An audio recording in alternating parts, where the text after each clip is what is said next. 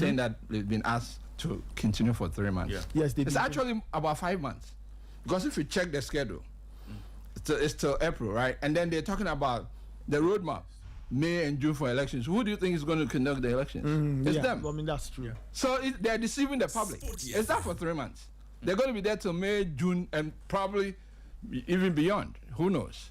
You know, if somebody hijacks something, would you go by whatever they say? You can't give them any credence to but Senior, whatever they say. Why do you think they would want to hold on to their position? Why do you think they, there's a seeming hijacking of, that boxing entity? Well, I don't know about Samuel Captain, his administration and all that, but I've talked to him several times on the phone. I've never met him. Yeah. Because I've been trying to write about him long before I wrote my recent book. I mean, at least the past 6 years I've been chasing him, and he's kind of he likes to stay in the shadows, and he at some point after I pushed him, at least he was very nice enough to be picking my calls, because it's at some point it got to be like a harassment, because I thought that story needed to come out. He was the first person to sign Azumah Nelson. Yeah. And that story hadn't come out, the circumstances under which he signed him and all that, that tenure before Ringcraft took over and all that. I thought it had to be preserved for the public domain, for people to learn. We read other people's textbooks when we were growing up. Yeah. I thought it was time to preserve that kind of history, that Ghanaian history, to be read by school children and all that, to know. But he said at some point that he would do it himself and all that. So I've been talking with him, but I've never met him. At all. I remember I was in the States when he was in charge at GBA. Okay. He got forced out. He had to be forced out. Okay. And it's seeming like this one is seeming to be the same thing, because he's the head. So it's becoming characteristics of his administration that during his tenure he's got to be forced out or he's not going.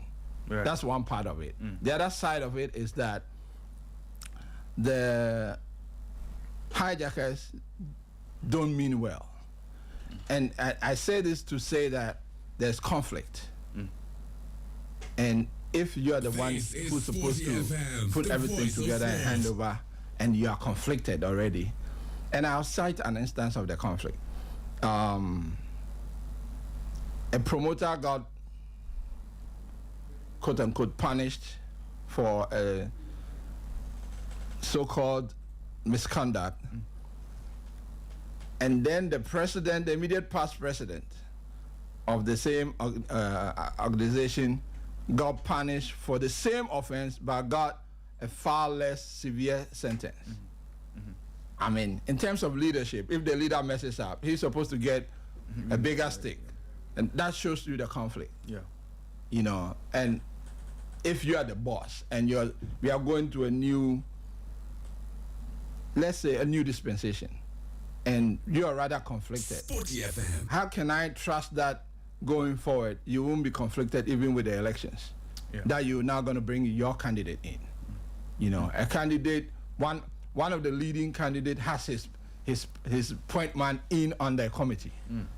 So that conflict will continue. And the fact that from the ministry side to the NSA side, they are promoting this lawlessness does not give me any hope, because they've been in office for 3 months. They didn't do anything of note. I mean, we were in office during our time for 21 working days. The volume of work we did far exceeds what they've done. In 3 months, they've done nothing. Extension of 1 month, nothing. And then the tenure expires. And you're saying extension. Based on what? When their term had already run out. So it's lawlessness. I thought I should point it out before we gloss over that fact. Right. Okay. Right. Well, I mean, interesting perspective. Let's see. Let's see what happens when all of this ends, and we'll see what the elections will look like when it is ultimately done. Anyway, to the side. Eko, just share with us why you are here this morning. I mean, we are here on a Tuesday morning doing the Lord's work, and you are here with us. What's the deal? It's still a continuation of the Lord's work. I wanted to pass through sometime last week, but given the heavy schedule of the weekend activities and all that, so Tuesday is much cooler. It's just a continuation of the preservation of our history. I published an ebook earlier this year, Okay. Sometime early last month, The Making of Azumah Nelson. And it's a national project. I wanted to do it sometime last year. Fifi Banson was in on it. Gary Alsmith, Ray knew about it. We're going to do it at some point. Even Gary wanted us to launch it here. And Fifi thought we should do it even bigger and all that. We tried and it didn't work out. So I thought, okay, there's a small window. Once it passes, I won't be able to do this. So let me put it on ebook.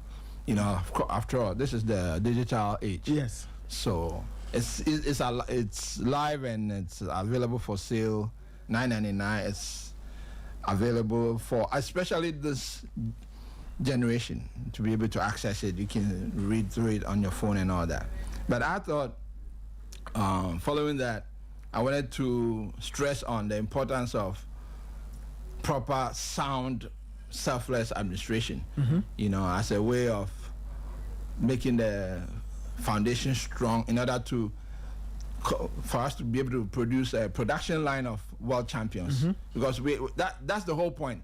Not just the making of Azumah Nelson. There are so many lessons in the book to teach about selfless leadership and how to be able to continue to sustain, not just get a world champion, but to sustain the world championship production line, as happened during the time of Azumah Nelson. At some point, we had Azumah Nelson and Anaya Konedu, both as world champions. At some time, we had Ikote and Afrikote Yes. at the same time as world champions, and then in between we're only getting single world champions. But we have to get back there, and so I made sure I went to great lengths to, you know, chronicle all of that in the book. And I wanted to.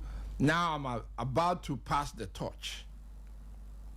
I'm about to pass the torch, and there's no better place to make that announcement or do that passing of the torch than this place. Okay. And I'm not saying that because you're here. I wanted to come here and do that and even make that announcement. Okay. I'm heartbroken that Ray has not taken up the part about going all out to fight for the little guy. You know, somebody like Wahid Omar, for instance. We are going to Glasgow. The last time we went to Glasgow, he won bronze and he's still not been paid to this day. Wow. Yeah, I've been fighting and fighting and fighting. I did that with Jesse Latte when he went to Australia, and the sports minister at the time, Isiama, wasn't liking it at all. Eventually, I was able to get his money for him. You know, Wahid Omar still doesn't have his money, and you know, it's time for me to pass on the torch about that kind of fight to Ray. And you know, Ray knows that, and he hasn't taken up that, you know, that willingness to fight for the little guy. You know, I'm talking boxing. You know, we need more help in boxing than anything else. That's true. And Ray's the guy. You know, without a fight, even this morning was giving you a hard time. You know, so you know, put the feet of the administrators to the fire, especially regarding, you know, very few dues to the little guy. And who's going to do that fight?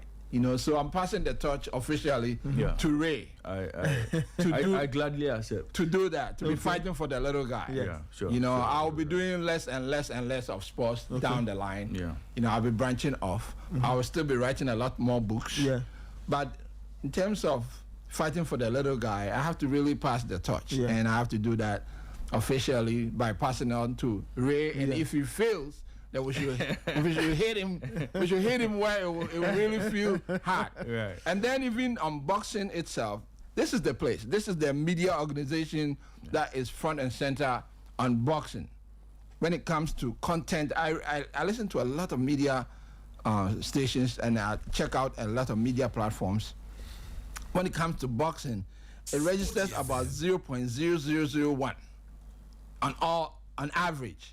But here, and last time I was here with Kosi, and I was really pleasantly surprised about his involvement in boxing. Yes. I had no idea. Kosi is very involved. No idea in boxing. So I was like, oh, this is the house. We got Kosi, we got Ray, we got Amanda. Where is he now? Kawa. Kawawa. Yeah. So I was thinking, oh, okay, that's the house. That's the media house. We have Kosi, we have Ray, we have Kawawa. Yeah, and Eustace too. Eustace loves his boxing too. So in terms of really sports advocacy, boxing advocacy, or boxing production and all that, it's this house. Yeah. And nobody can dispute it in Ghana. It's an irrefutable fact. So if I'm passing the torch, then I might as well make the announcement right here on this particular, through this medium, that please continue the work. Yeah. You know, I recognize your contribution to the boxing narrative in Ghana. But for you guys, it will probably register far less. Yeah. Yes, because I listen to a lot of sports stations. Yeah. You virtually hear nothing about boxing. Yeah. Nothing. Except there's a scandal. Then, of course, you hear all that. But boxing stories behind the scenes, doing features and all that, is only Sporty. So please carry it on. I officially passed the torch to Sporty, knowing that Kosi, you said Eustace? Yes. Ray is here, and Kawawa. Yeah. I mean, no sporting organization in Ghana today comes even a third of the way close to Sporty. And I was listening this morning, you're saying you're global. Of course you're global. You're not just local, you're global everywhere.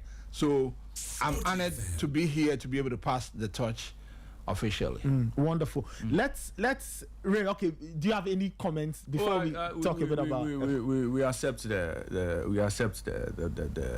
torch, yes. And we promise to make sure Ghana boxing gets to the height it used to be before. That's right. You know, hopefully during our time we'll begin to see an era where new world champions would emerge. That's right. We'll make sure we keep the fire burning. Yes, and especially yours particularly too, to fight for the little guy. That advocacy. I'll do that. Great. Because you're talking about the book. So it's out on sale. That's right. Okay. It's been out on sale since 8 January. Okay. Yes. And it talks about the making of Azumah Nelson. Just take us through how it all came together and why you decided to tell this story. Yeah. Well, Azumah, the product is known around the world. Everybody knows Azumah Nelson all over the world. I mean, I remember when I went to get my visa to go to Ikote's fight, 97, right? I get there. Which of the fights? It was originally it was supposed to be in New York, and then it was switched. The opponent switched, so he got to fight Jose Luis, one of the most dangerous opponents ever. Originally supposed to take place in New York and ended up taking place in Foxwoods. At this morning, I was listening to you talk about casino. It took place at the Foxwoods Casino in Connecticut. Okay. Yeah. So I go to the embassy. First question, mind you, I'm going for an Ikote fight. First question, how's the professor? So I smiled and said he's doing very well. That was the end of the interview. Oh, wow. Really? Yes. That was it. Wow. So I was giving my ticket to go make the payment at the time, go make payment, go and come back at 1 and get it. That was the interview. See the impact of Azumah Nelson. Yes. Yeah. No question about anything else, about nothing else. Just how's the professor? That was it. So, and I've been in the States where I've been around the Spanish, the Spanish people are the bedrock of boxing. Yes. Once they found out I come from Ghana, they're like, hey, Azumah Nelson, yeah. And of course, Ikote is also highly regarded there. But the impact of Azumah Nelson among the base, the sporting boxing base, is known. So the product is known already. But the people behind the scenes, there are a lot of people that have worked hard to get Azumah to the championship. And that story had not been told. So I spent a lot of time, even from the last day I launched the other book at the boxing Emporium. Yes. From that very night, I started chasing that story. And that story was hiding in the bosom of me, Amaka, the voice of sports. Okay. It was hiding in his bosom. So I had to keep, getting into the treasure room and getting a little bit here, a little bit there. And, finally, once our work was done at the committee level, I continued to pursue it, and I got it eventually. So shout out to Niamaka Amatefield, but for him, the story will never have come out. There are a lot of people that helped. I'll give you an instance. Dr. Bad Planche. 3 days to the fight, the Wilfredo Gomez fight. Mind you, Azumah Nelson had gone to the first fight with Sanchez and lost. So he had another opportunity. 3 days to the fight, Azumah Nelson can't sleep. He can't eat. He's sick. 3 days to the fight in San Juan, Puerto Rico. How are you going to go beat Wilfredo Gomez? Sick. Sporty FM. You know, at the time, well, I don't know about, the beast like, Nathan. Maybe they didn't hustle much. Yeah. At the time, the Shehu Shagari had deported 1 million Ghanaians from Nigeria. At the time, there was drought in the country. The Akosombo Dam was operating below the capacity. Okay. There were bushfires. So this was in the 80s, early 80s, right? Oh, yes, 83. 84. 84. Yeah, but it started. I've heard my parents, my mom has talked about it a number of times. And you couldn't even find bread. You had to trek to go, join queues for long hours to get bread. It was difficult. Yeah. And Azumah was bearing all that pressure. Mind you, he had fought for the prisons before. Mind you, was president at the time, was head of state Jerry John Rawlings, who used to be the officer of boxing for the Air Force and all that. So these were military guys, and his commander-in-chief, reposed a lot of trust in him. In spite of all the problems here, he was sent out there. They gave him a lot of support, but for strong governmental support, it would never have happened. In spite of how great Azumah was as an athlete. Then Azumah is feeling this pressure from all of his people, sleeping in the dark and all that. He was bearing all that. He was a true hero. It's not just thinking about the fight. He was thinking about all of these issues, and it got to him. Psychologically, it got to him. He couldn't sleep, he couldn't eat, and all that. So Dr. Bad Planche figured it out, and he told Niamaka Amatefield, this is not physical. It's not physical. It's psychological. Because they were worried. How are we going to get a world champion? President Jerry John Rawlings is waiting for you. You think if anything went wrong, you could come back? They probably would have stayed in the San Juan and naturalized. So what are we going to do? And he said, it's psychological. I'll talk to him. So they used Ghana's superfood to solve the problem. Ghana's superfood of all time? Gari. Gari, I see. Yeah. So I don't know in what fashion it was dispensed, but they convinced him that once he took Gari, it will go away. Yeah. He bought into it, took Gari in whatever form it was dispensed, and boom, right away. Now here's Azumah Nelson clearing all the areas of the food he couldn't clear, sleeping well, and all that. And that did the trick. So if he didn't have the right kind of people around him at the time, it wouldn't have happened. And all of these things, that contributions that they've made, really that story has not been told. Their share, their due has not been paid them. And so there are so many other people who contributed, and I put all of that in the book. One RSM ED used to be an instructor at the military, the Teshi Military Academy. He was drafted into the team. Then one Mrs. Kwaukume, she was the government dietitian. She was checking any food that Azumah would eat had to be checked. So they put a national team in charge. Wow. Even though he had Raincraft, the state took over. So then Niamaka Amatefield was made the national coordinator for the project. Then Mrs. Kwaukume, then Dr. Planche was then at Kolebu, who was drafted. So Kolebu, shout out to Kolebu. They helped. They helped in the Azumah story. So, wonderful. So RSM ED, then Mrs. Kwaukume, then Dr. Planche, and then of course Niamaka Amatefield. And they have all played their part, and I'll go into great detail what parts they actually played. And then of course DF Annan, and even at some point they had to go to San Juan when the fight was being delayed, and they tried to put his aspirations on hold. Wilfredo Gomez fought his own countryman, and then they went to San Juan to take care of that. And they even went to Orwell. There's a village in Ohio, in the middle of nowhere, where it's like a training camp for Duncan's fighters. Yes. Duncan, Niamaka Amatefield, and DF Annan, who at some point was acting as the head of state, went there and slept in the dormitory where the boxers were with Azumah Nelson and I have to mention Rizzo Akwe Ado. Okay. He was also within. He was like Azumah's sparring partner. He was a welterweight. So imagine Azumah Nelson, a featherweight, having Fighting, a welterweight. Yeah, I mean, as a sparring welterweights are Yes. further up in. That's right. They are so like, so once he got in the ring with a 154. featherweight, you are nobody. Yeah. So that's how he was prepared. And all of these guys have paid their dues, and I thought all of those stories have to be put together and put in the book for the young people to learn about.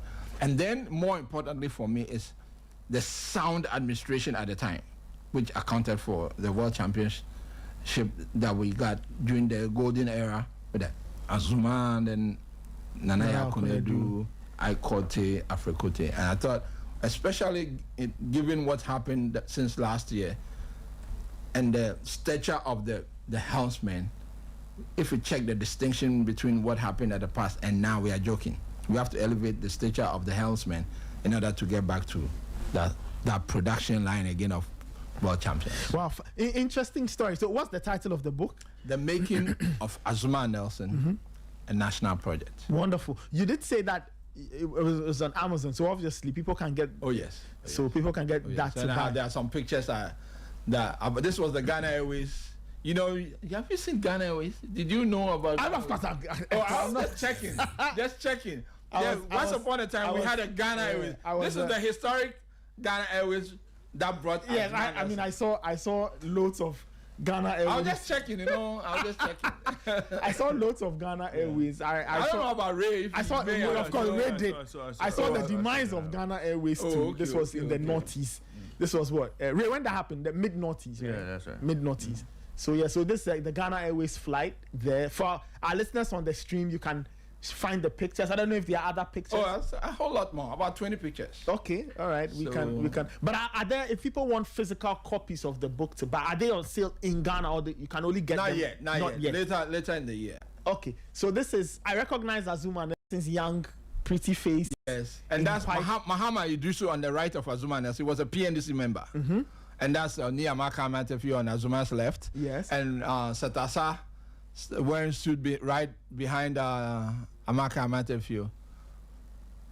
Wow. Okay. For those who don't know, a bit of the voice of a bit that's Nia Jinkwan, the late Nia Jinkwan in the white to the left of Azumah Nelson, former WBC vice president. And there's Dr. Bad Plant to the right of Azumah in white. In white, yes. The man that saved the occasion. Saved the occasion with Gary.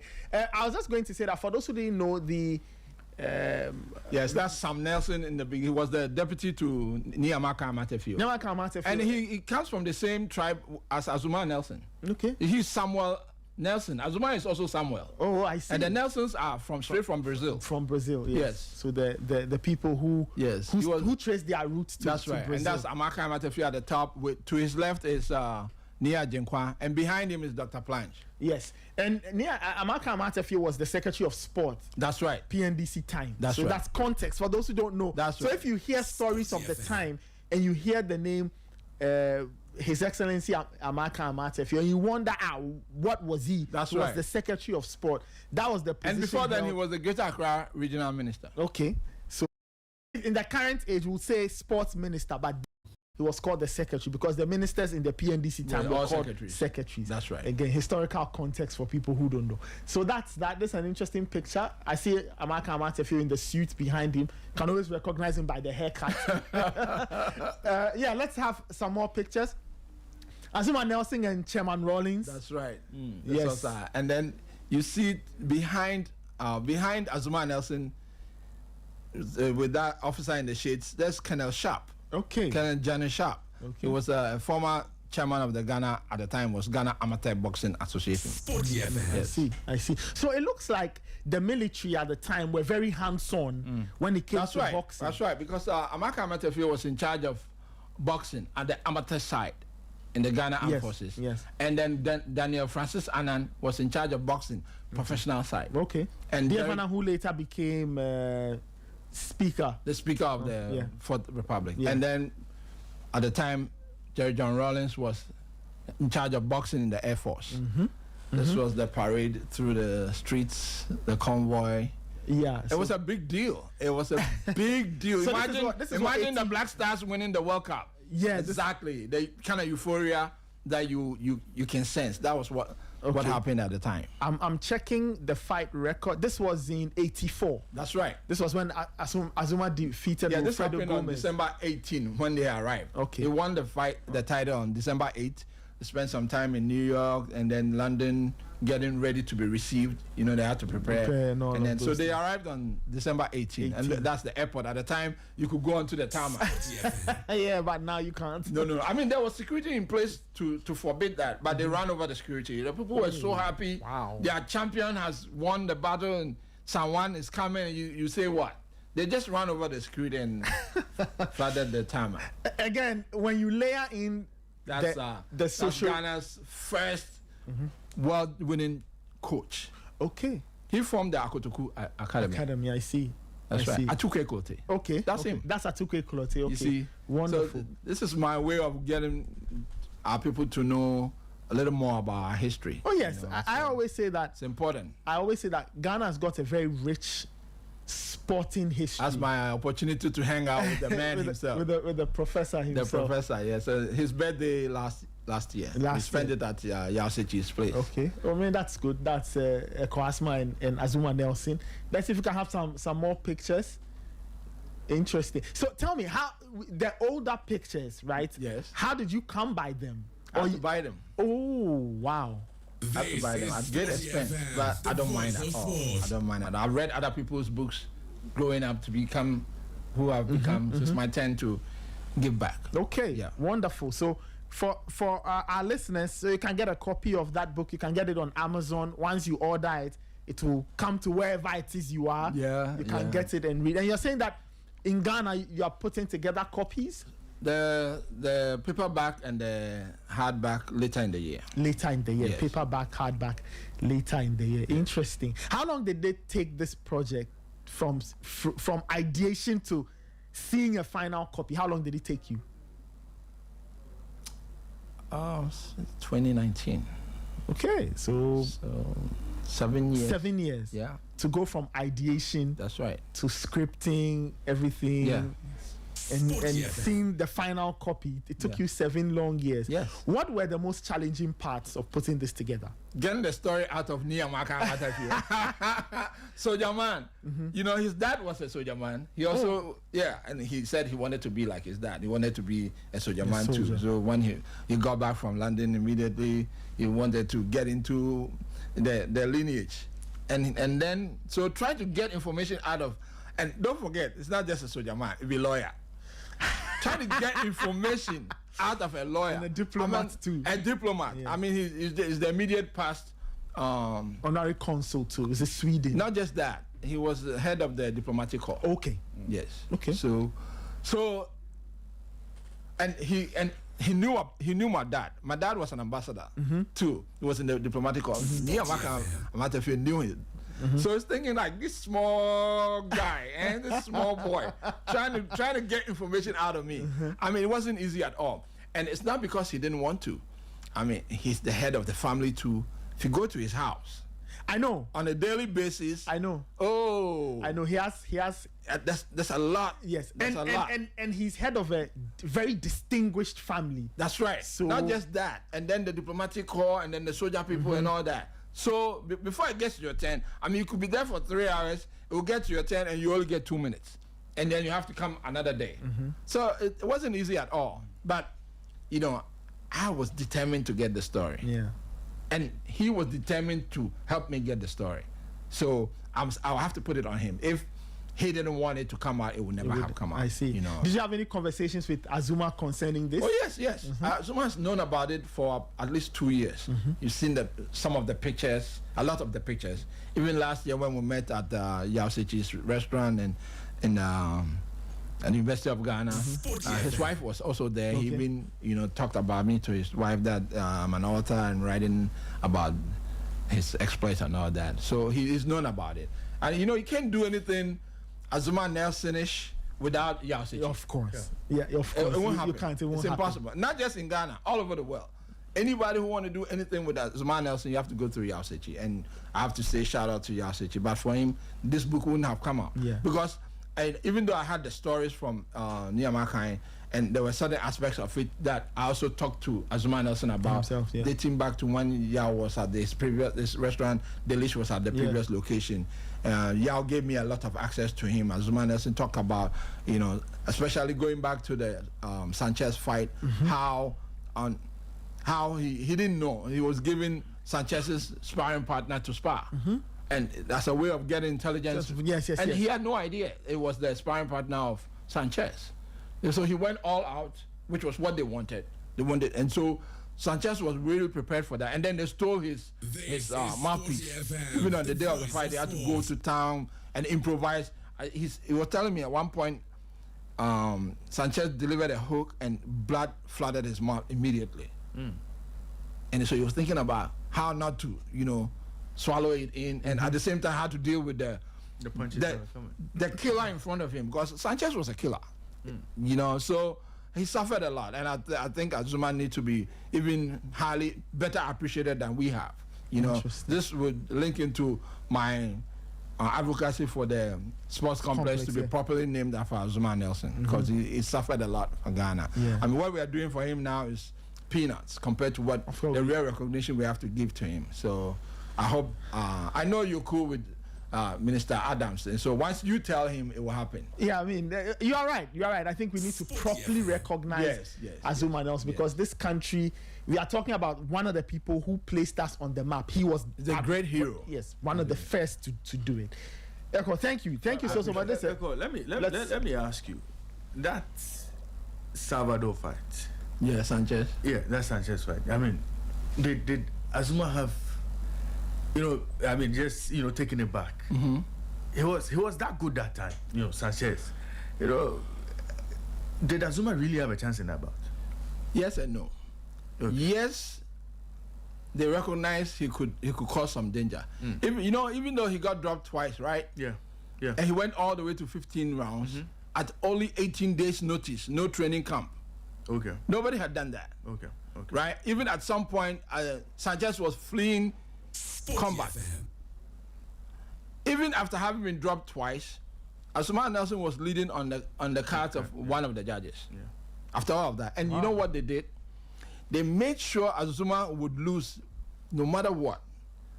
So they denied Floyd Kute Robertson his coach. They denied him a visa. So Azumah went into that fight without a coach. There was nobody in the corner for him. Wow. It was just a trainer. And no matter how good you are, you need your corner man to tell you what happened during the immediate round you finished. Yeah. What is the opponent doing efficiently? And what are you not? So yes, you adjust. And they say, okay, so we're going to do it like this and that and that. And then you go back and implement it. There was nothing like that. It was just the promoter, Mickey Duff, in the corner. I mean, he didn't have a promoter in his corner. He had 3 trainers who had been with him, knocking out 15 opponents in 5 years. Versus Azumah with no trainer in the corner. So they knew how dangerous he was.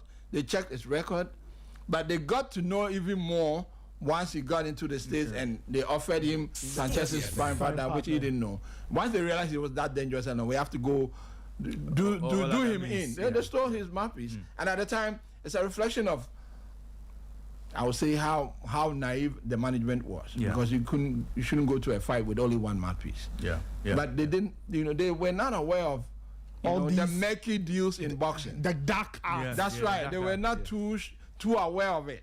Now it wouldn't happen to any of our boxers. Yeah. And so that bout was Sanchez's last bout in boxing. Yes.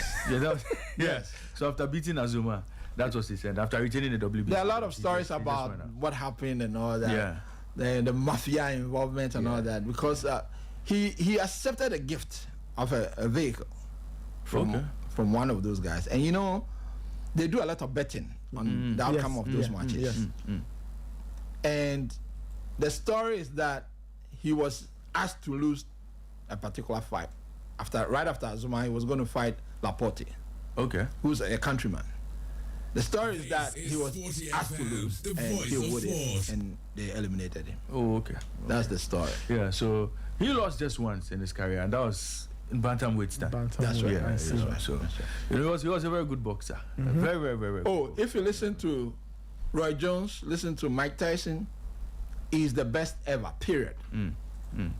And these are Hall of Famers talking about Sanchez. Yeah. Matter of fact, Roy Jones says he fashioned his fight after him, and he thinks there's nobody ever in the history of boxing who beats Sanchez. Period. Salvador Sanchez, great boxer. Echo, thank you, thank you so much for passing through. Thank you for the wonderful Thank you stories. for the opportunity. And for our listeners, be on the lookout for the book. It's on Amazon. We'll share the title once again. Echo, can I just mention the title one final time? The Making of Azumah Nelson, a national project. Okay, so the Making of Azumah Nelson, a national project. Find that on Amazon, and you can get that to buy and order and read and enjoy. I say that there are so many fascinating stories about Ghanaian sports. So these are the things you need to read to know where we've come from. Exactly. So we are very proud of our heritage. That's right. As Ghanaians and as sports lovers. There's a fascinating story, and there are fascinating stories. And Eko has told one of the greatest to ever do it. Azumah Nelson. Eko, thank you so much. Congrats once again on finishing the book. And as Ray said, we accept the mantle. Ray, That's right. I'll pray for you. But you know, Nathan, do you know the so-called Azumah blues? Yes, I know. Azumah blues. I've used it before. You know, someone sent me a message. Someone said was Sanchez's death part of the mafia as well? So just related. Yeah, so someone. Yeah, some people, you know. Yeah, that's why. Because he died in a crash, right? He bashed his car. Yeah, I that's that story. There's that story. That he was being asked to lose, Okay. and he wouldn't. So they said, okay, let's talk about it. And at dawn, he received a call at dawn to show up, and then so the trainer goes to the gym in the morning, waiting for Sanchez, and kept waiting and waiting. He never showed up. He never showed up, and the trainer was wondering what happened. He had died. He got killed on the highway. That's Mexico. That's crazy stuff there. Crazy stuff. Oh, and talking about mafia, and it's no different from our history. DK Poison would not have won his title without the mafia involvement. Couture Champon paid the mafia boss then to lead DK Poison into the arena. You're joking. Oh wow. No, no joke. No joke, because there was no way you're going to beat Raymond Olivares. He had the mafia behind him. Oh wow. Sporty FM. So you're not going to win that fight. So the state had to pay the mafia boss counterpart to lead DK Poison into the arena, so the judges will know it's not going to happen to him. happen. So once they saw him, like, oh, trouble. Wow. Yeah, you know, they couldn't declare the result in the ring. Oh, there was bedlam. Oh, that's the other story that has to come out. Yeah. That was my first book, DK Poison, my first boxing book. Yeah. And that story has to come out again. Yeah, there were a lot of missiles. It was, according to Nia Amaka, it was part of the reason Atuke Kote died. He got hit in the head. Oh yeah. Eventually, he never recovered from it, and he took his life. So DK was in the dressing room for hours before they were able to announce it. They didn't announce it in the ring. They couldn't. Oh yes. So mafia involvement has been there. It's been there. This account is in my Facebook, and that was 95. I mean, it's not available. So I'll do that too sometime next year. Sometime next year. Sometime next Would year. love to hear that story. You know, I have about 5 more books to write about our history in boxing and some of these stories. So the mafia involvement has been there. Even in football, it's been there. I mean, Diego Armando Maradona, when he went to Naples, it was the Naples mafia that protected him. Yes, Of course. I mean, They tried to Maradona's take him out. involvement. Yes. Yeah. With the mafia He got crushed in a 5-car crash, and immediately the Naples mafia took him. That's how come he started getting into drugs and prostitution and all that. Yeah. Otherwise, they would have killed him. So once they took him, they were controlling it, and then they introduced drugs, prostitution, and all that. You know, and then of course, once it starts mixing with your bloodstream, it's over. That's the high life. That's the high life, you know. The high life, literally, but literally, because you know that in Italy, the giants are from the north. You know, who control fortunes, and the mafia bet on those matches a lot. And then you from Argentina come from Barcelona, and you want to destroy. You know, so the mafia got involved. So you know, There's a lot. There's a lot. Yeah. There's a lot. A lot of mafia involvement. So that's to shed more light on the question. Yes. So Sanchez, but many believe that if Sanchez hadn't died early, it would have been something else. I mean, But Azumah would have beaten him. Yeah, maybe in a rematch. He would have, because with proper preparation. Yes. Azumah took that fight at 18 days notice. Yeah, 18 days notice with no training camp, no trainer in the corner, and still went 15 rounds and was leading on one of the cards. I mean, that's not a guarantee though, but given the proper preparations, it could have happened. Yes. All right, Echo, thank you so much. Have a great day and all the best. Congrats once again. Thank you very much. Wonderful. Time check 8:20. So you just heard our colleague Eko Asma, our senior colleague and our senior brother, giving us some very interesting stories. So find the book, The Making of Azumah Nelson, a national project. It's on Amazon. Order it, sit down, read. You can even get a soft copy. Get it on your Kindle and read and be blown away by the interesting stories.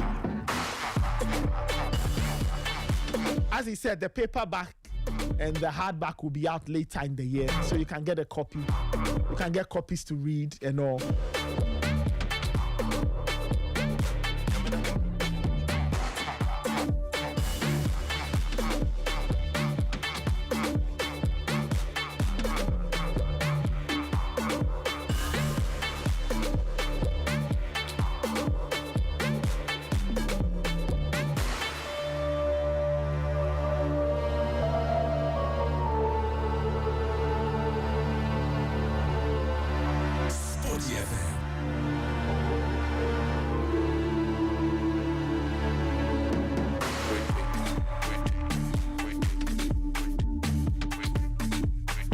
Check is 8:21. Let us talk about Asante Kotoko.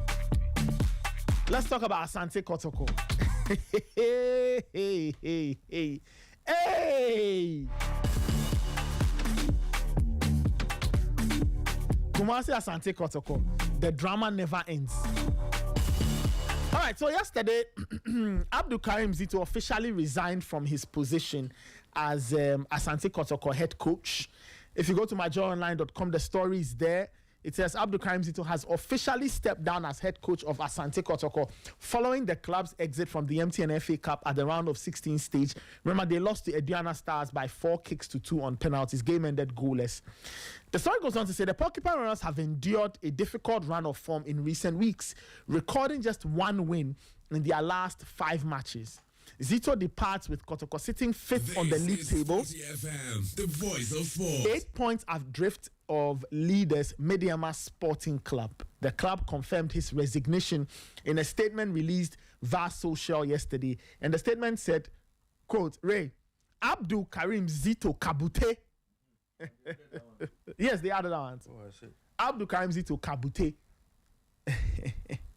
has resigned from his role as the head coach of Asante Kotoko Sporting Club with immediate effect. Management has accepted the resignation, expressed its appreciation to the coach for his services, and wished him the best for the future. Okay? Now, the statement goes on to say, I'm trying to get the full thing for our listeners. It says, the new technical direction of the club will be communicated, and they missed B in the will be communicated in due course. Okay. Now, if you continue the story, it says Zito was appointed last July and guided the club to victory in the 2024-25 MTN FA Cup. Asante Kotoko are expected to announce a new head coach in the coming days, which they have since done. Well, what they've named Prince? Yeah, they've named an interim coach, Prince Owusu. Yeah, Prince Owusu, and he'll be supported by Hamza Obing. Hamza Obing. Okay. So let's go to the line, right? Let's get the thoughts of Kojo Adai-Mensah. He's a strong fan of Asante Kotoko, and and a very regular person on our network. Kojo, good morning. How are you doing? I'm cool, Nathan. And you? Yes, we are fine. We are fine. Thank you. How is Mr. Sesko? How is Mr. Sesko by you? He's very fine, actually. I'm doing great. I'm doing great. I'm waiting for 5 over 5 tonight. What did you are playing tonight, right? With West Ham. Yes. Man United go to West Ham tonight. Wow, we'll see how it goes. We hope the guy can cut his hair tonight. Anyway, Kojo, thank you so much for joining us. Your thoughts on this? Kotoko and Karim Zito part where Zito resigned. The club made the announcement yesterday. They've brought in Prince Awusu and Hamza Obeng as interims, at least in the build-up to the Super Clash. Your thoughts on the entire Zito era, at least the second one, won the FA Cup, but according to inside stories, there was a lot of turbulence and he's walked away. Your thoughts on the happenings at Kotoko? Well, I'm disappointed, definitely very disappointed, but I'm not surprised. I mean, look, I've followed this club for eons and eons, and it's just a deja vu to me. It's like we are going through same old vicious cycle. I've seen this so many times, but I thought that Zito was actually a very popular choice. Ex-player, he had also won the MTN FA Cup with Dreams. He had gone to Africa. The old players liked him. He was quite a popular choice. But so I don't know what suddenly went wrong, that there seemed to have been all this mistrust and whatever was happening internally that has culminated into this. And the timing is very, very instructive. I mean, to do this just before Ghana's Super Clash, which probably is no more as super as it used to be, but it's still a big game. Was quite surprising. Maybe he probably was told, I'm just speculating, was told that, look, he had to really win this game on Sunday. But he also maybe said, look, Kojo and Karim, let me just step away. If we go and lose this game, everything is going to be put on my head. But you see, what I want to really convey, the message that I have been conveying and saying this since 2001. I mean, I was a columnist in the Kotoko Express, and you can go back to my articles. I've written several articles on the structure of Kotoko, the model that we are running. That is the core of the problem. Look, we have changed coaches. We have changed players. We have changed management teams. We have changed boards. We have even changed stadium. Baba Araka, we moved from there before. There's only one thing we haven't changed in Kotoko. Only one thing has been consistent in Kotoko. And for me, we need to relook at that.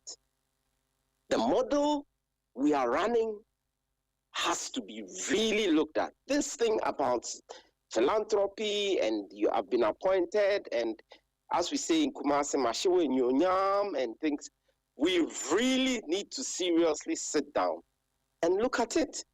I mean, Karim, he's won an FA Cup, went to win somewhere in South Africa. But the league is important. But for Kotoko, it should not even be the league. We haven't done anything in Africa for decades. It's same as, I mean, in fact, maybe the Black Stars crowd, their performance is better. They've gotten to some finals of the AFCON.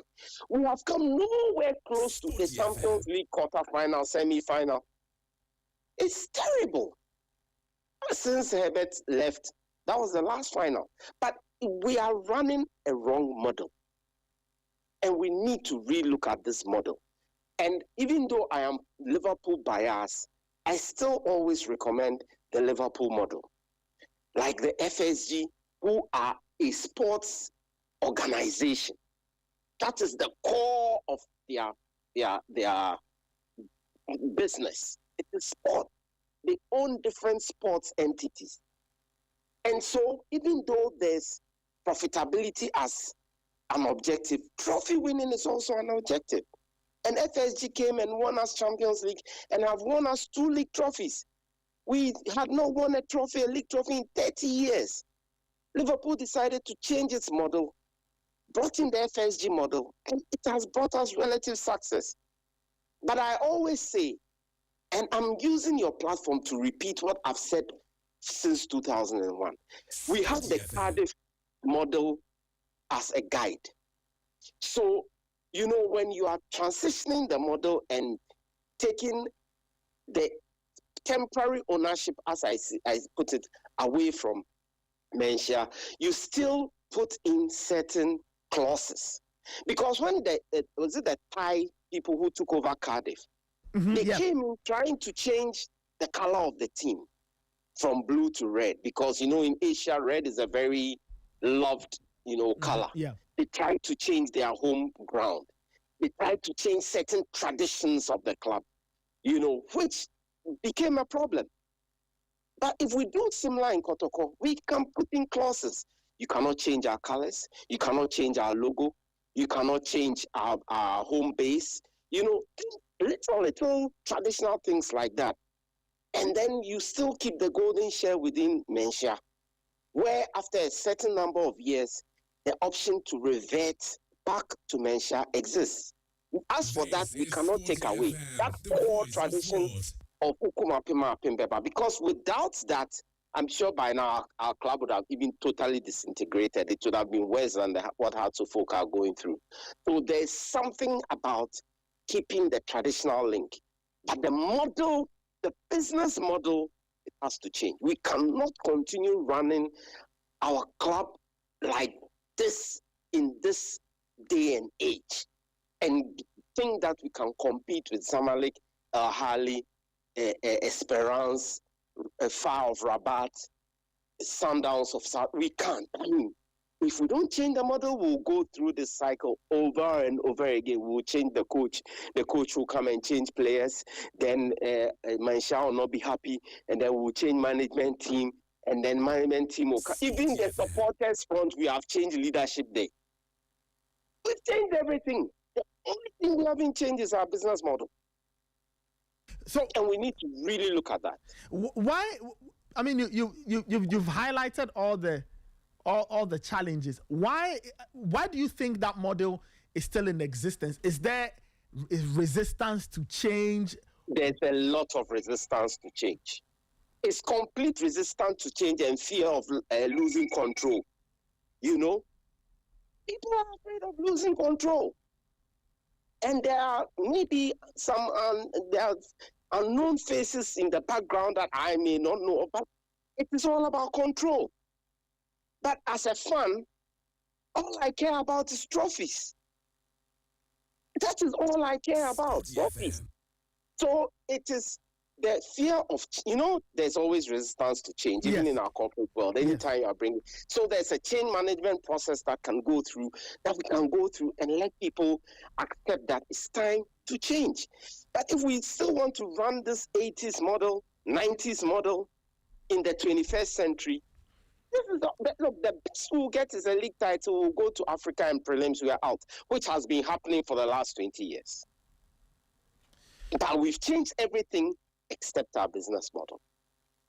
I'm not saying we should change the entire ownership structure, but yes, we should cede some ownership authority. We should cede. I don't recommend the Hearts of Folk model where we went and floated shares and had shareholders, and no, that's not what I prefer. The Liverpool model. Identify FSG. They own NFL teams, they own baseball teams, they own football teams, that kind of thing, and that is their core business. Okay. And we hand it over 10 years with the relevant clauses. Year 3 you must do this, year 4, year 5. The salaries will be good. You won't have Albert Amwa leaving after a half a season and then not making it and come back and think he's a prima donna, and then Kwame Poku. There's no consistency. So effectively, you're saying that the club must be run by people who are well versed in running sports entities. It's not necessarily. So it's not necessarily just put a group of people together who love protocol and have money. So-called rich men. Okay. Nathan, you have summarized my. Why was I struggling? Give the club to a group of people whose core profession is running sports entities, or better still, football clubs. Don't put together a group of 5, 12 rich people who will come and then, we are running.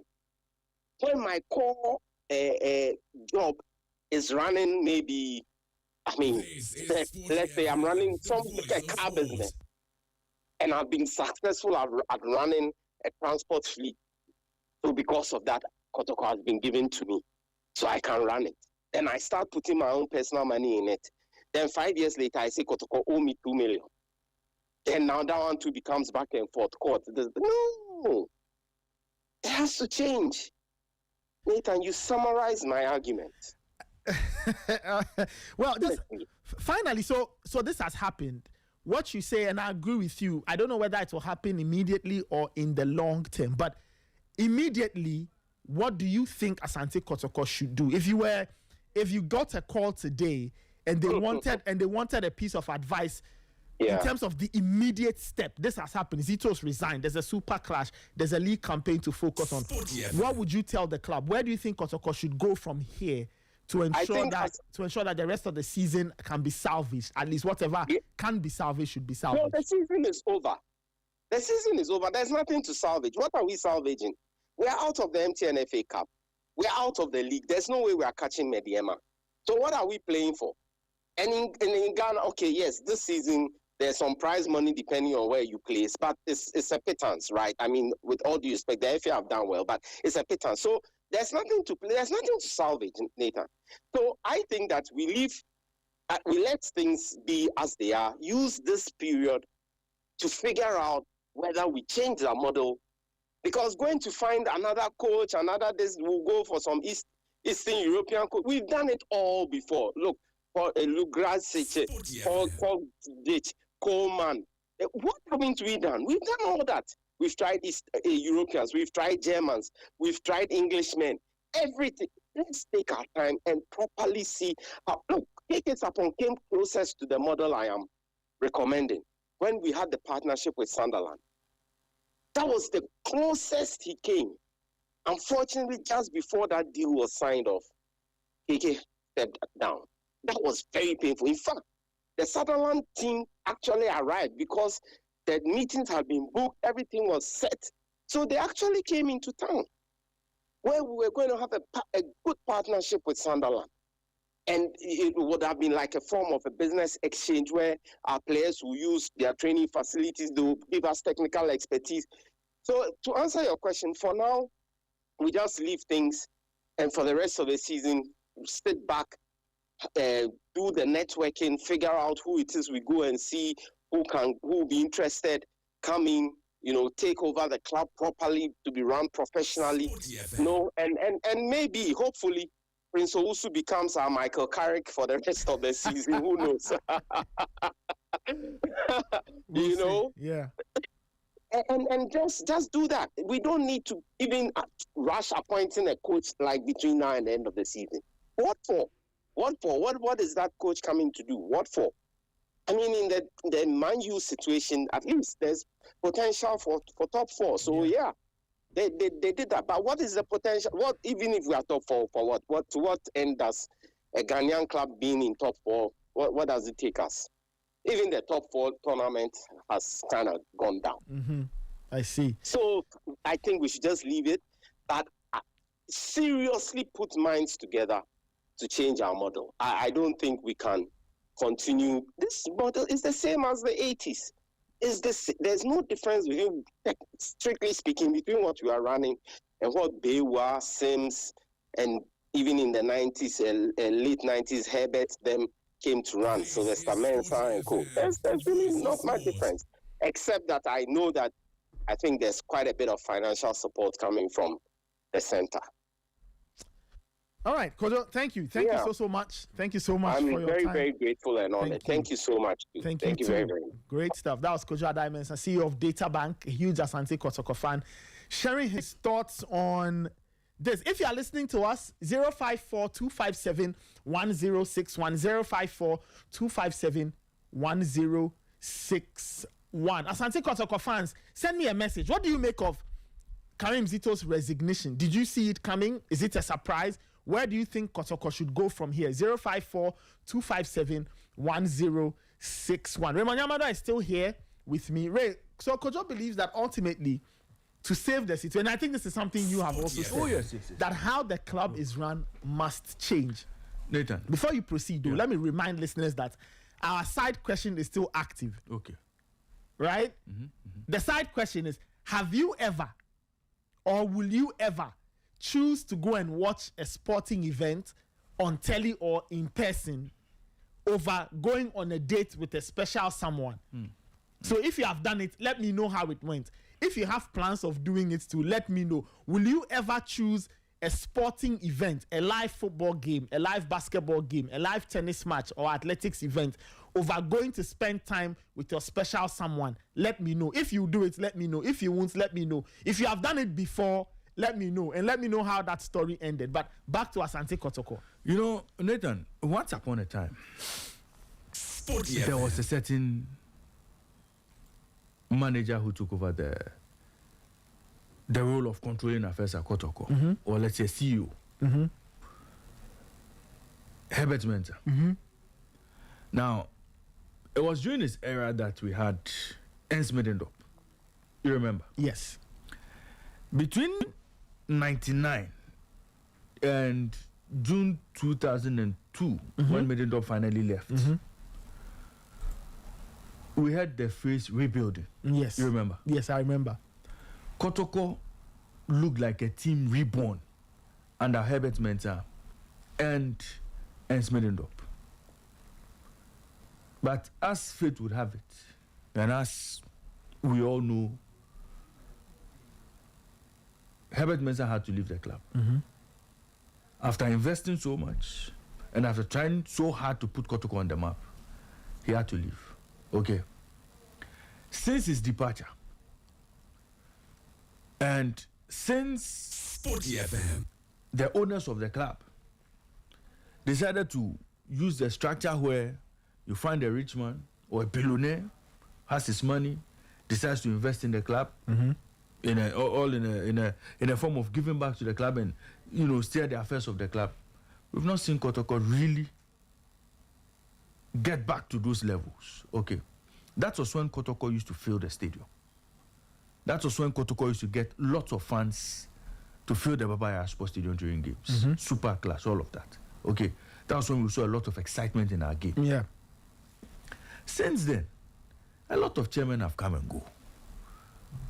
Major retired, Yaolasin came. We've seen Dr. Kwame Che recent times. We've seen KK Sapon and all. We've seen a lot of CEOs come to Kotoko, and they've never really cut it. Okay, those who could have done it never really got the free hand. I'll say the free hand to impact or to give back to the club, or to steer the club in a direction where you can say, well, this is a well-run club, or this is a properly run club. It's been difficult. The last to suffer this was Dr. Kwame Che. Dr. Kwame Che has since moved on from Kotoko, started his own club, built a facility for his own club, and his club is running a model that seems very professional on and off the field. The question you ask is, Dr. Kwame Che could do this for himself. How come he couldn't do all of this when he was in charge of Kotoko? The answer is, did he have the free hands, or did he have the freedom to do what he wanted to do at Kotoko? And that has been a problem. Now, after departing from the billionaire status, spend your money, invest in the club, now we have moved to a structure where the owners of the club have now decided to bankroll the club. No problem. To bankroll the club, who have they put in charge? Who have they put at the helm? Who have they put in the day-to-day running of the club? They've put in that position people who have not done football before. Okay, there are two main men, Nana Penkra and Duku. How much football do they have in them? In terms of football administration, how much of it do they have in them?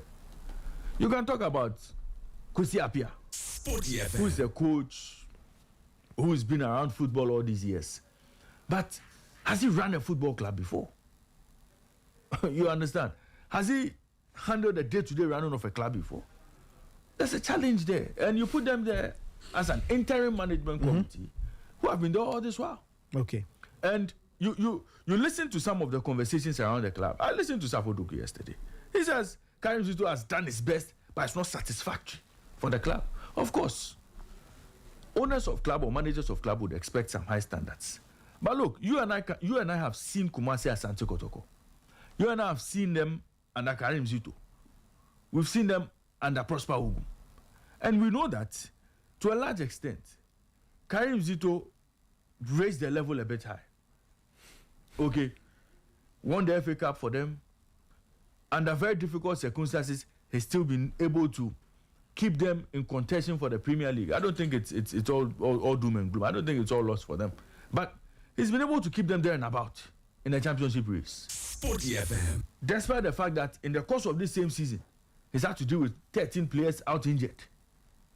Okay, players who could have been starting games for him. He's dealt with all sorts of things. And so, when a management member says, oh, he's done well, he's done so much for the club, but it's still not satisfactory, you ask, under the circumstances, you sold your best player in the course of the season, only to bring him back in a rusty shape. I mean, you've taken all these decisions when he's been at the helm. You know, all of these things haven't helped. Okay, and then you question exactly what they want to achieve with this club if they will not be patient with Karim Zito. I mean, during difficult times, during challenging times. I mean, then how do they intend to manage this club? Because the turbulence would always come. Okay, I mean that's a key question. Let me go back to the line. Let me bring in Osei Owusu Bempah. He's a senior sports journalist, well versed in Kotoko matters, and I've seen a lot in this time. Let's get his thoughts on this, and then when we come back, Michael Asaibredi will give us the inside story. Osei Owusu Bempah, good morning. Thank you so much for joining us. How are you doing today, sir? Good morning. I'm doing very well. Hope you're doing well as well. Yes, we are fine. Thank you so much for joining us. What are your own thoughts on this? The Karim Zito chapter came to an end officially yesterday after he tendered in his resignation, joined the club sometime July last year, won FA Cup, and and everything that's come with that. What have you made of his time in charge and how this latest chapter in Kotoko's coaching story came to an end? Well, I'm not so surprised at what happened. This is not very new to Kotoko, especially under the new arrangement of what they call the interim management committee, which IMC, which I interpret to be indefinite management committee. Indefinite because interim management, probably you were expecting them to be in office for, let's say, a year or for a season, and then properly constitute a management committee to be able to run the club. Kotoko is just too big to be run by just a matter of 3 people who virtually have no time for Kotoko but have time for other things. And of course, I wouldn't blame them. If you take the fact that Kwesi Appiah, for example, is a member of the management committee, this is a coach of national team of Sudan, which is not even based in Ghana, not even the coach of the Black Stars, coach of a foreign national team, also a member of the executive committee of Ghana football and stuff. So if you have set people, not set people as in the quality of the people, also even in numbers. Protocol is too big to be managed by just 3 people. I think it seems to me it's the same problem House of Book have also gone through over the last couple of years, probably for a decade now.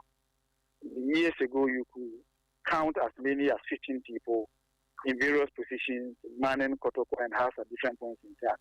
Each bringing level of experience, expertise, commitment, and all that is needed to run a football club as big and huge as Kotoko has it. So I'm not surprised. Remember, I think a couple of days ago, I overheard the chairman of the interim management committee, Nana Penkra, indicating that should Kotoko fail to get meet fans' expectation in respect of the FA Cup against Ghana and also the league game against us, will be implicating. And the implication is coming from where? In situations of this nature, you have 3 arms that you look at. You look at the management committee as an arm. Second, you look at the players and also the technical committee. At this stage, it's almost impossible, or it wouldn't be wise to touch the playing team because you cannot even register first players. You have some few games to end the league. You also have, virtually you have the FA Cup. So when the decision comes for, or when it becomes necessary or convenient for some people to go, of course, the management committee takes all decisions. Unless INFA wants them to step aside, as long as they are in charge, they take all decisions. The most convenient person to look at is the coach and the technical team. And so I'm not surprised that the coach has resigned. I don't think he resigned to save his face, because I'm sure he has paid for the game against us, probably, God forbid, things don't go well. Obviously, he was going to lose his job. And a person as huge as Karim Zito, with all his pedigree, the true son of the fabulous family, a trophy winner at all levels, probably wanted to save his face. Then so if you think I'm the problem, then he just step aside and then allow the team to have his speech. I'm not surprised that Zito has turned in his resignation just less than 24 hours ago. So where do you think the club should go from here? They've already named Prince Owusu and Hamza Obeng to handle the team ahead of the Super Clash. But what should be the immediate thing? Of course, there's that game over the weekend and all. But going forward, what should the club do to ensure that there's some stability, to ensure that, we won't have this episode of almost every 8 to 9 months, a new man has to come in? What can Asante Kotoko do to steady the ship? Well, in the long term, Kotoko is, I've always said that the team is fully structured. From the ownership through whether there's a board or not, management team, tribal supporters organization, and everything that counts with it. The team is fully structured. You cannot have a team like Kotoko where you just appoint people, calling them board members, management members, and blah, blah, blah, and expect them to foot the responsibility of funding the club. Those things are gone. Because these members are basically they are not members of, they are not owners. Once you appoint people who are non-owners as board members, basically what you need from them is probably the expertise, not their money. And so if you expect them to incur all costs, including capital expenditure, construction of training pitches and base accommodation and all that comes with it, then obviously you could be asking for too much. No wonder these days it's become quite unattractive for people to scramble like it used to be years ago to even join the Kotoko board or the management. So when you appoint people, this is what happens when you have a certain arrangement running Kotoko. And I also know that the team is also, there hasn't been investment in the team. You cannot have a team like Kotoko and not invest in them and expect that you can even make it to the second round of African competition. You remember years ago, it was almost a platitude that Kotoko will enter Africa every season. Sometimes 10 years in running, you go into Africa. These days, you cannot even win the league. You struggle to win the league. So how do you even go to Africa and they can impact? Currently, as we speak, there are, I think, 3 Tanzanian teams in the 2 CAF competitions, the Confederations Cup and the Champions League. I think there's Azam, there's Yanga, and Simba. Traditionally, and years ago, you wouldn't expect to see such clubs from this country to be at the group stages of the Champions League. But that's where they are because they've invested. Simba, for example, was able to buy away the prize striker of Asante Kotoko, the Ugandan boy who came. Yeah, Mukwala, yes. Yes, I mean, so these things happen, and now you can imagine that a team like Kotoko, the last probably 10 years, has not had a single player featuring in a full-time game, a full game, official game for the Black Stars. It's completely unheard of. As a child, when I was growing up, I could watch Black Stars games, the semi-finals of the African Cup of Nations 1982, Nigeria and Ghana. The game Ghana won 2-2, I think 3-2 or 2-1. 8 Kotoko players featured in that game, including substitutes. And so when the team returned from Libya with the trophy, you could count as many as about 11 or so Kotoko players. This is not the case now. We struggle to even have players in the national under-20 team or even the national domestic team, that's the Black Galaxy. And that is not what Kotoko has. So I think structurally Kotoko is not well structured. There's no investment, and they are just playing, probably relying on names and relying on legacies, on tips somewhere in various archives. That's what Kotoko just runs on. There's nothing different between Kotoko and teams such as Dreams and all those other clubs. These modern, quote-unquote, smaller clubs are manageable because the owners and the financiers know what is it that they want. They don't expect so much from the team, and they're able to manage their teams well.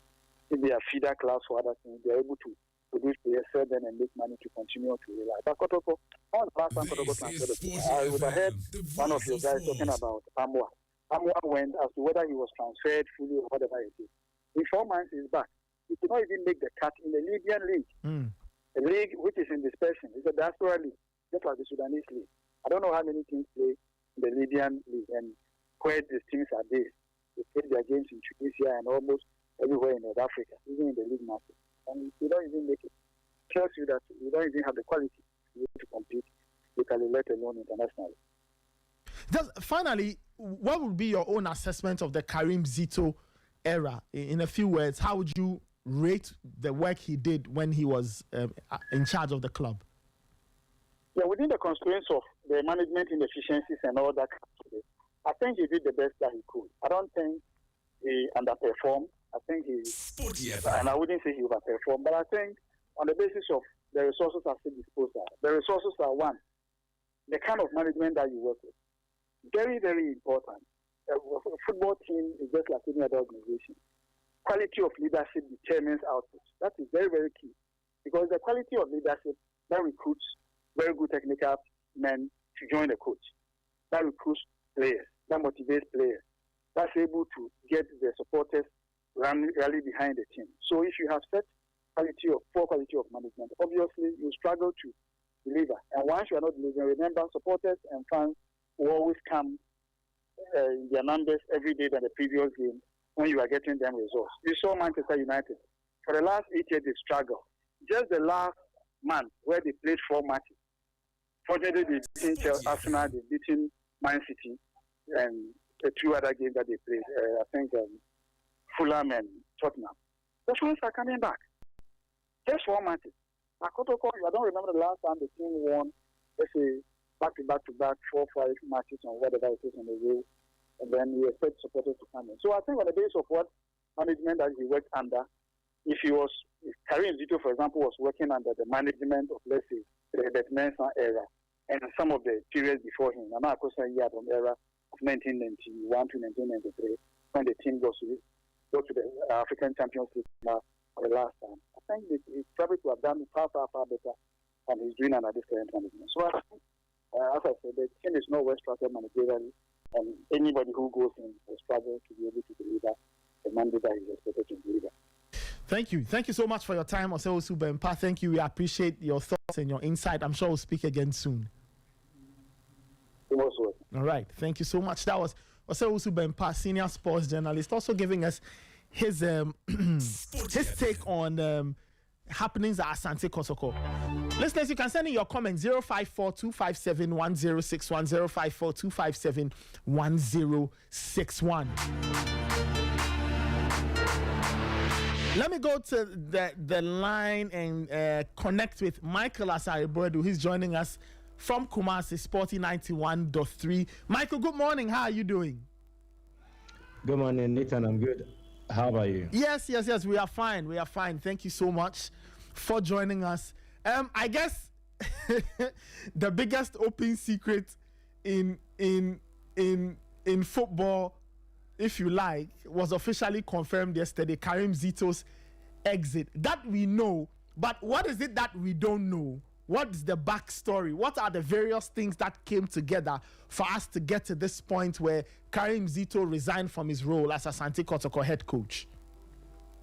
So, if you observe the session I had with Fifi Banton on the Sporty Drive yesterday, the indicators pointed towards one thing. Zito was not going to be sacked, but they were going to allow him to play the House of Folk game. And then depending on the results, management would have taken a decision regarding his future. Now, that was basically the consensus that was reached late night after they had been eliminated from the FA Cup by Diana on Sunday. Monday, they had their usual technical meeting just to review the game. They do their debrief, look at what went well, what did not go well, and then discuss preparations towards the House of Folk game. So the meeting, in essence, the meeting that happened yesterday was not to discuss Zito's future. It was to discuss the way forward. But from the camp of Zito, he said what they say is that they observed the happenings during the meet and the demeanor from some of the management members and everything. It looks like they had lost trust in the coach, and then the inclination towards everything that was unraveling was that we have done our part, but we think everything that is happening regarding Asante Kotoko's performance and results boils down to just the technical team and their inefficiency. They are not able to do this, they're not able to do that. So the discussion centered on that. So from Zito's camp, they said that when the coach observed these happenings, it gave him the indication that even if he goes to play the Hasselhoff game and results don't go well, everything will be pinned down to him. And so it is best that he decides against even staying in charge, going to play the game, and then being looked at as the only one responsible for the club's malaise. And so he thinks the best decision is to resign, leave the position, and allow the management and then the other members of the technical team to continue. So that is exactly how everything panned out. So it came as a surprise to the IMC members. It came as a surprise to all the other persons who were part of that meeting. Okay. So the meeting was not to discuss Zito's future, but Zito felt that, judging by what he had seen and what he had observed, it was best that he says bye-bye to the club at that point in time. Now, when he said he was quitting or he was resigning, there was a counter proposal that was made that they still value his competence and they value his experience. So they offered that he takes charge as a technical director sort of, so that he oversees the first team and then the youth team project as well. And in fact, this was the original idea for bringing Zito, of which he actually mentioned during the first press conference that was held when he came on board to announce his arrival at the club. But he declined that offer as well. He said that no, he just wants to stay out of the club as it stands now. But maybe in the future, when he will be needed, he's ever ready to come on board to render his services. So this is exactly what transpired yesterday regarding the meeting that happened. So they had to name Prince Owusu as an interim boss because they didn't have anything in mind regarding the coaching changes. So Prince Owusu was named as the interim boss, and then Hamza Obeng, who had been pushed to the youth side, has then also been upgraded, or he's been returned to the technical team as an assistant coach, and that is how things are now. What happened? I think this has already been mentioned on Monday. I think Coach Ebenezer Sefa said this as part of the discussions. There were heated exchanges during halftime of the Ediana game. When Kotoko had missed the penalty and everything, one IMC member went to the dressing room and spoke harshly to the players. Now, this drew a reaction from the team leader in terms of the playing body. And that also came as a shock because he's someone that conducts himself very well. He's always seen as very, he keeps his emotions in check. He's very, very calm in instances like that. But that reaction that he gave to the management team's member flaring up and then charging at the dressing room also came as a shock. And it has been partly blamed as a reason the club was not able to rescue itself or do whatever thing that was necessary to win the game. So a lot has been happening, but the bottom line is that Zito has left. He resigned, and let me emphasize, he was not sacked. He resigned. He offered to leave the job, and it came as a shock to the management. So in terms of the management and all that, you speak about this said incident in the dressing room. Has the management said anything concerning that? Because we all know the dressing room is the players' sanctuary, is where they and the coach will have their discussions. So why would the management member make his way there and then go and have an exchange, you know, with the team captain and with the players and all? Have other management members said anything concerning this incident? Publicly, they've not reacted to it. privately, maybe they might have conversations about it. And there is not an official stance of the club or an official narrative from the club regarding this. But it was the mood before the Diana game. It wasn't just the management members, but almost everybody you encountered at the stadium, supporters, leaders, the supporters in general, was that ended the mungamu like BBC. So clearly the mood had been already set that they were going to have their say or have their way, one way or the other, if results did not go as expected. And I don't know, but it looks like this management member was not in the mood for exercising patience until the end of the game. He decided that he will let loose, then he will unleash venom right at halftime, and that was not taken lightly by the playing body and then the other members of the technical team. I don't know if that played a role in Karim Zito deciding to continue or not, but clearly it was an action, whatever thing happened, it was an action that was not taken lightly by the playing body and then the management team. Already there had been murmurs, there had been behind the scene talks that before the game, the IMC chairman, Nana Penkrewa, went to the training ground to engage with the playing body, and some of his utterances were not so, like, it was not taken so well. He portrayed a certain stance that the management had done their bit, they had put in everything that they were supposed to put in, and that the honors rested on the coaches and the players, that if the results don't go well, it means the fault is from them. And that was seen as a way of trying to shift blame to the players even before something bad happens. And that video was put out in the public limelight. For PR reasons, it was good for the management, but it did not really serve the interest that it was supposed to serve. A school of thought have come out to say that they should have waited for the team to play the game, and judging by whatever thing happened, they could have still put the video out to indicate that they had gone to engage the players just to encourage them. I don't know if you saw something similar from Mediana FC when the CEO at Tapoku had gone to meet the players at their hotel, engaged them in a pep talk right before the game. And even with that, I don't think they brought out exactly what he told the players. But in the Kotoko case, everything that the IMC chairman said was captured in camera, and it was very audible for everyone to hear. Then they also pushed that video out before the game, and that was very political in my opinion.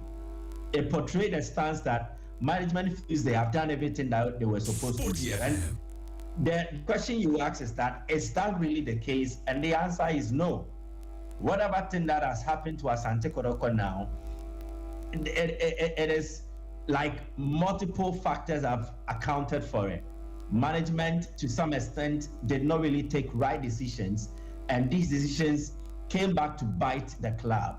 The coaching department will need to improve their level of coaching. The players will need to improve their level of commitment, overall discipline, and overall performance. So almost every sector within the Asante Kotoko fraternity has an issue. And these are the issues that are crippling the fortunes of the club. So if management just shows up at training, then there is a camera on them, and the IMC chair is speaking about what they have done, what they have put in place, and so go and win. If you don't win, yet they are familiar. It points towards the fact that they were not accepting responsibility for whatever state that the club was in, and they were trying to push the blame to the other quarters, and that was not taken well.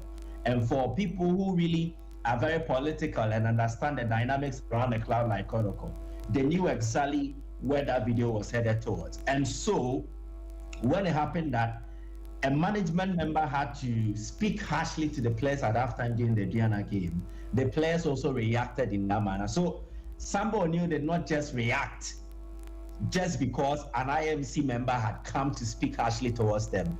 It had been building up from that account during the training session to what happened during the halftime.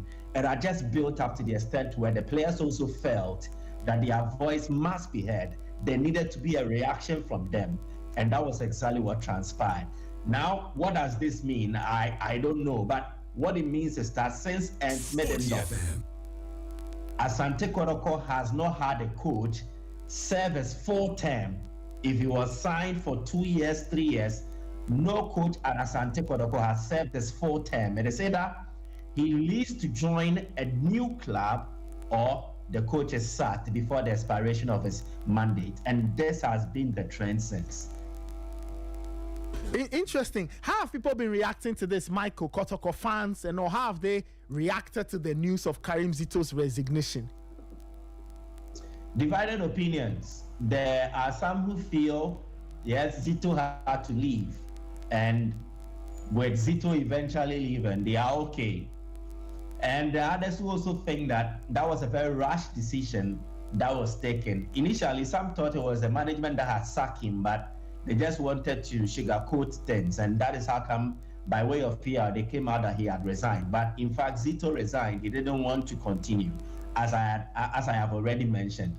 And the reaction is that, okay, so if Zito has left, then what happens? Does Asante Kotoko all of a sudden resolve all issues that are bedeviling them and then become a very good side again? Does it improve their fortunes in terms of challenging for the Premier League title? Because as it stands, the FA Cup is off. They won't be in a position to defend the trophy that they want. So conversations have been happening. But the point is that there is also another school of thought that believes that the assistant coach, who is now the interim, had gossiped, had done a lot of things. And I don't want to put this out because it will not really speak well of the assistant coach. But there are other people who think that, okay, so what you didn't assist into to which means you've undermined the coach to this extent. Mm-hmm. So as he's left and you've taken charge, what can you offer? Prove it. So all these things are happening behind the scenes, and these are some of the discussions that are happening. But the discussions have escalated to the extent where it has also put the role of the IMC in all this to serious scrutiny. Now people are trying to scrutinize the job that the IMC has done. Some are even questioning that, okay, so they came for an interim purpose, but it looks like they are going towards a third season or a third term, and nothing has happened because it was Ogum, then Zito, and now Prince Owusu. But it's been the same IMC, and people feel that the IMC is incapable of taking Asante Kotoko to where they expect to get to, because the club is that huge. It is big enough for 3 people to be in charge of its running. And they feel there needs to be permanent structures that is responsible for shaping the medium-term and the long-term planning of this club. And they feel the IMC is not capable of doing that. So now the future of the IMC is up for discussions. And you know, with clubs like Kotoko, the drama never ceases. The coach has left. Yes, coaching changes have been made, but I don't think it will end here. The conversation will escalate beyond just the coach being sacked. The IMC's future is also on the line. Wow, the IMC, it's quite interesting hearing this angle of the conversation, that people are beginning to train their lenses on the IMC and they are asking questions.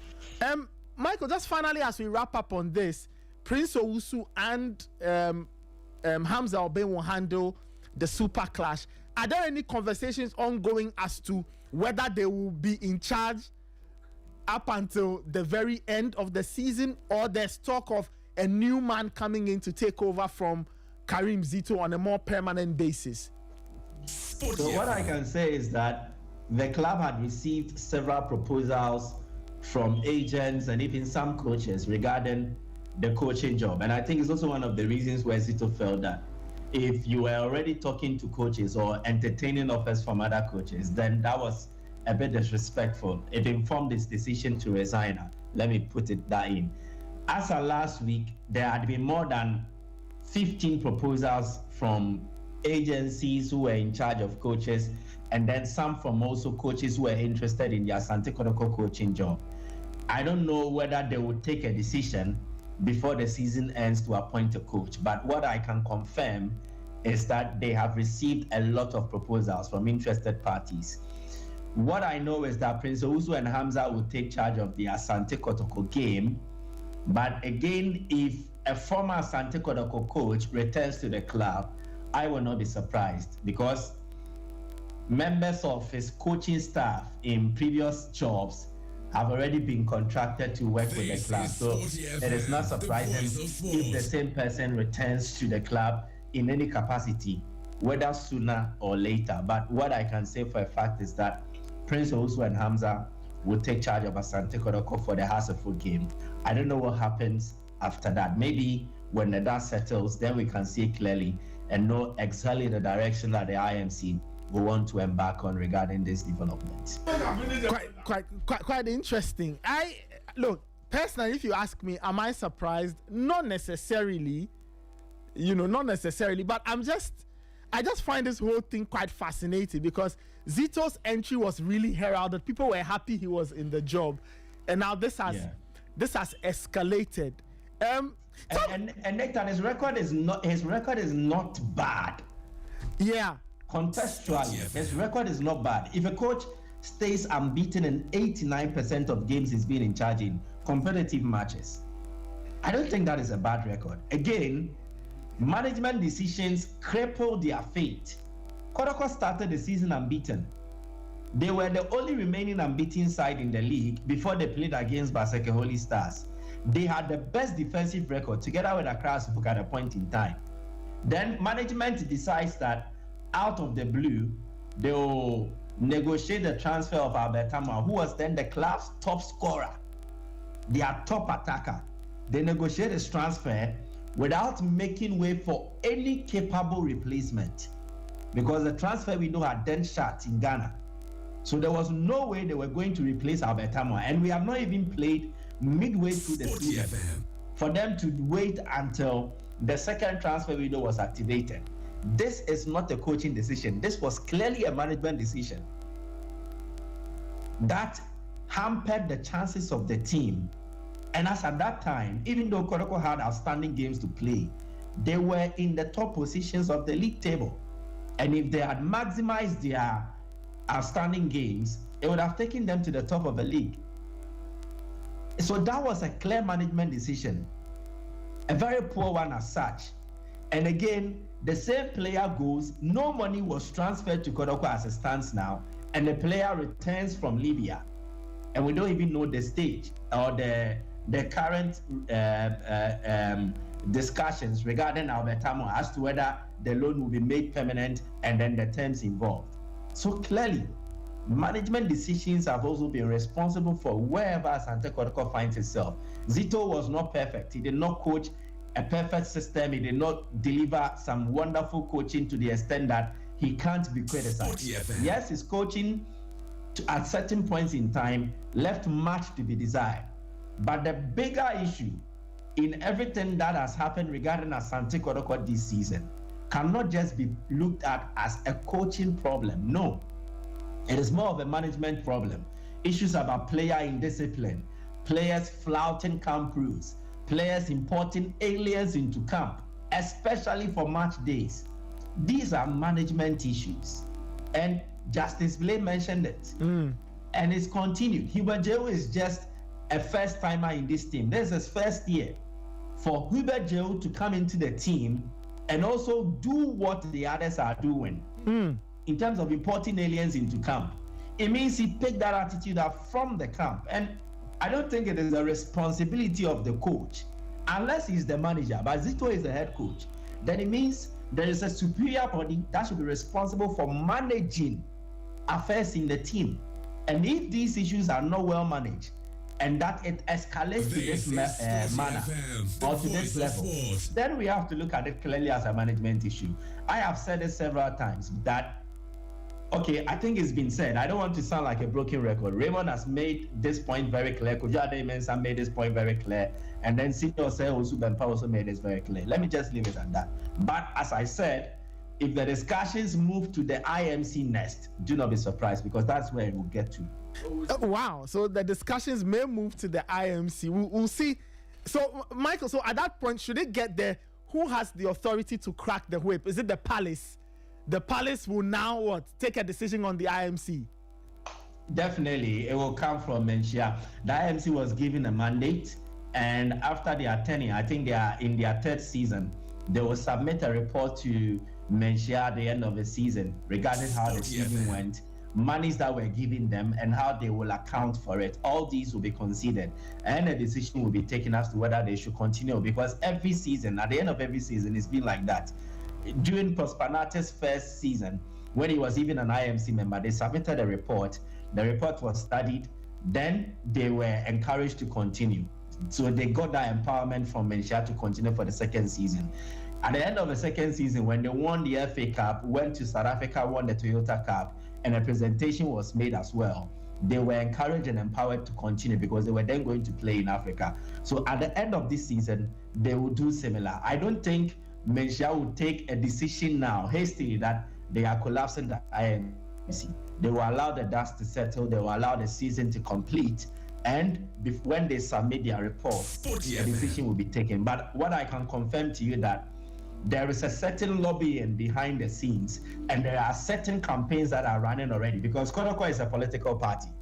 So candidates are running campaigns as it stands now, and they are trying to get certain influential figures to do their bidding for them. So there will be some few whispering in the ears of those who say what matters at the high office, and then they will try to influence decisions that will favor certain parties. So expect that to happen, and that's why I said that the conversation now will escalate beyond just the coach, just the players, to the IMC, because now there seems to be an opening, and a lot of people will bid to see if they will be the next to take charge of the club. Wow, drama, and more drama. We wait to see what will happen. Kelvin also answer. I just want to ask Michael something. Yeah. With the supporters' leadership and all who are also involved in this, they've been complaining so much, and every time it's this, tomorrow is that. We know they are also part of the problem. Mm-hmm. In what way have they contributed to the success of this club? Mm-hmm. How many fans are they able to garner and get into the stadium? I heard Chairman Solo yesterday, and I think early this morning, making all sorts of, pronouncements and all that. Are they helping the club in any way? What sort of voice do they think they should carry, or do they feel they should carry? Why should it happen that way? And what are they doing themselves to make sure that the club gets better? They are complaining today, this player is that.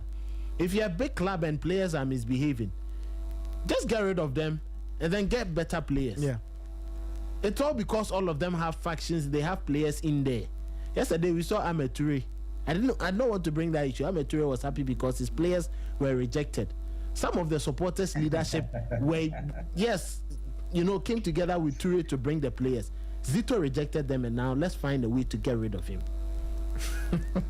That is what has happened. That's the same thing they did to Prosper Nato. This is Sporty FM, the voice you get of it. sports. Everyone has his issues, but let me say, if you have a strong leadership, nobody can get his way.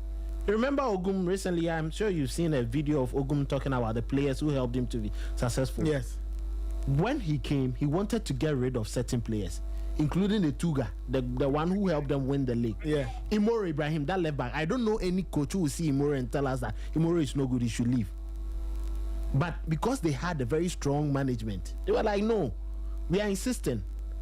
Big clubs, it happens that way. Mm-hmm. Real Madrid, when Real Madrid buys a player, you cannot tell him that this. Mm-hmm. Arteta wanted Sheshko. Andrea Beta said, no, we are going to give you Victor Gyökeres. It happens. But Kotokonkwa, there's a problem. And I think if talking about the IMC, Michael IMC Nakanipa saying you need two. Two. Three. Who is the third person? So Nana Pencraft is here who are Safuduku and then Kwesi. It's okay, I won't say anything further. Yeah, Ray. Let's finish with Asante. When Michael was speaking. Michael, when we are done with Asante Kotoko, please stay on Henry Asante Chumisi. I'm sure you are very interested in what Henry has got to tell all of us. When Michael was speaking. Oh, Mr. Hart. Okay. When Michael was speaking. Yeah. He kept making reference to importing aliens. What is the? Who are the aliens? Ray, let us just keep it. No. You see, sometimes last week. You see, sometimes I don't understand. What is aliens? Why are you speaking in parables? Look, aliens, strangers. The fact of the matter is that unauthorized people. What is unauthorized people? What's unauthorized people? Look, fact remains. According to reports. And going back to what Justice Blaze said in the past, yes, that there was a girlfriend snatching syndicate, there was a shisha smoking syndicate, and there were boys who were engaging in sexual acts, pre-game, in-game, post-game. Oh, in-game they can't happen. Hey, where are they? In-game, is it on the pitch or what? Okay. The matter is that a lot of these Kotoko players are being accused of bringing girls into camp. Hold on. Michael, these aliens you talk about, are they women? What else? Both gender. Okay, so men and okay, no problem. And the coach has consistently questioned why players should be engaging in sexual acts, marathon sessions before coming to training. Were you there? Were you there? These are things. You see, so there are reports that the coach has consistently complained and threatened to sanction players who consistently engage in sexual acts before games. Okay. So even the section allegedly, even a section of the fans believe that the players are not able to perform because they are having too much sex. Well, Nathan, you see, just this quick one, and then we move away from this. You know, if what Nathan Raymond is talking about, what Michael has spoken about, deficiency with management. So there's a management problem somewhere. And the last bit of it, Michael started mentioning from the training grounds. Look at how Kotoko approached the game against Aduana, and look at how Atapuku approached the game against Kotoko on Sunday. I don't know if you've seen the video of how he spoke to the players. He understood the assignment. He made the players understand that even that particular match goes beyond the qualification into the quarterfinals of the FA Cup because of the Asante Aduana, rivalry. Yeah. He went beyond it to make the players understand. But Kotoko were at the training grounds. Nana Pinkra was warning players. Chairman Solo was warning players. These are footballers. You should learn how to manage them. And it's sad that Kotoko has players like Michael Akufu, former captain, Amos Frimpong, former captain, Niba, Joba, goalkeepers, trainers. All these people in there. And then nobody listens to anything they say. But they come in and then we hear. I saw an announcement or something of supporters, advisors across the world. I saw doctors, lawyers in there. Yeah. Just this Sunday after the game, the remarks of from two of them. Yeah, it was quite sad. And I'm like, how does a big club like Asante Kotoko drop so low? They've fallen into the abyss when it comes to management. And I think it is an area where they should critically look at. If it doesn't happen that way, all these boys will start misbehaving. Look at the body language of the players when they were even going for the penalty, shootout. Starting from Kwame Poku, Saka Dauda. Look at it. And it's a problem. If they don't understand what it means to play for Kotoko and what they should do as management and leaders to make Kotoko excel, then they have no business there.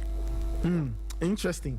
It looks like the drama at Kotoko is not ending anytime soon. Kaim Zito has resigned. We wait to see what will happen. Prince Owusu and Hamza Obeng will be handling the game involving Accra Hearts of Oak. We wait to see what will happen after that. Will Kotoko bring in a new man? We'll find out. Will Kotoko bring in a temporary person? We will find out.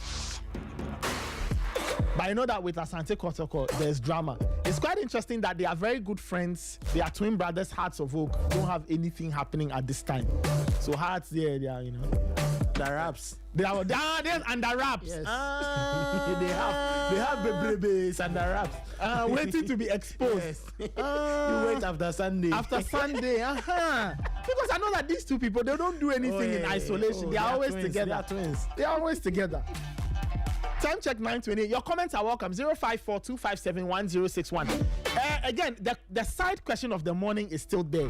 Have you ever chosen a sporting event, i.e. a match on TV, or going to watch a sporting event in person? Have you ever chosen that over spending time? Natibongo. This year we haven't spoken. Are you sure?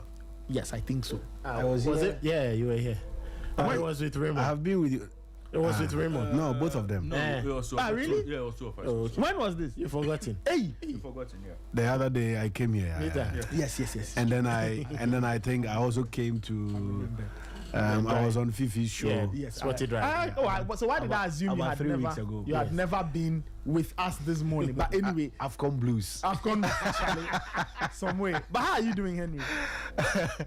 I am well, thank you. Well, we are Ray. What's the count? 127 days. Yes, 127. Yeah. 127 Today? days Opener against Panama. To the World Cup. No, to Ghana our v Panama. opener. Yes. Ghana v 127. 127 days. Wow, Yeah. that's quite close. Yes. Yesterday I was reading something on the Athletic. They did an article where teams will be based in the US, Canada, or Mexico for the World Cup. I know that when they got to the Ghana section, it wrote TBC To be confirmed. I think it's because have we started an interview?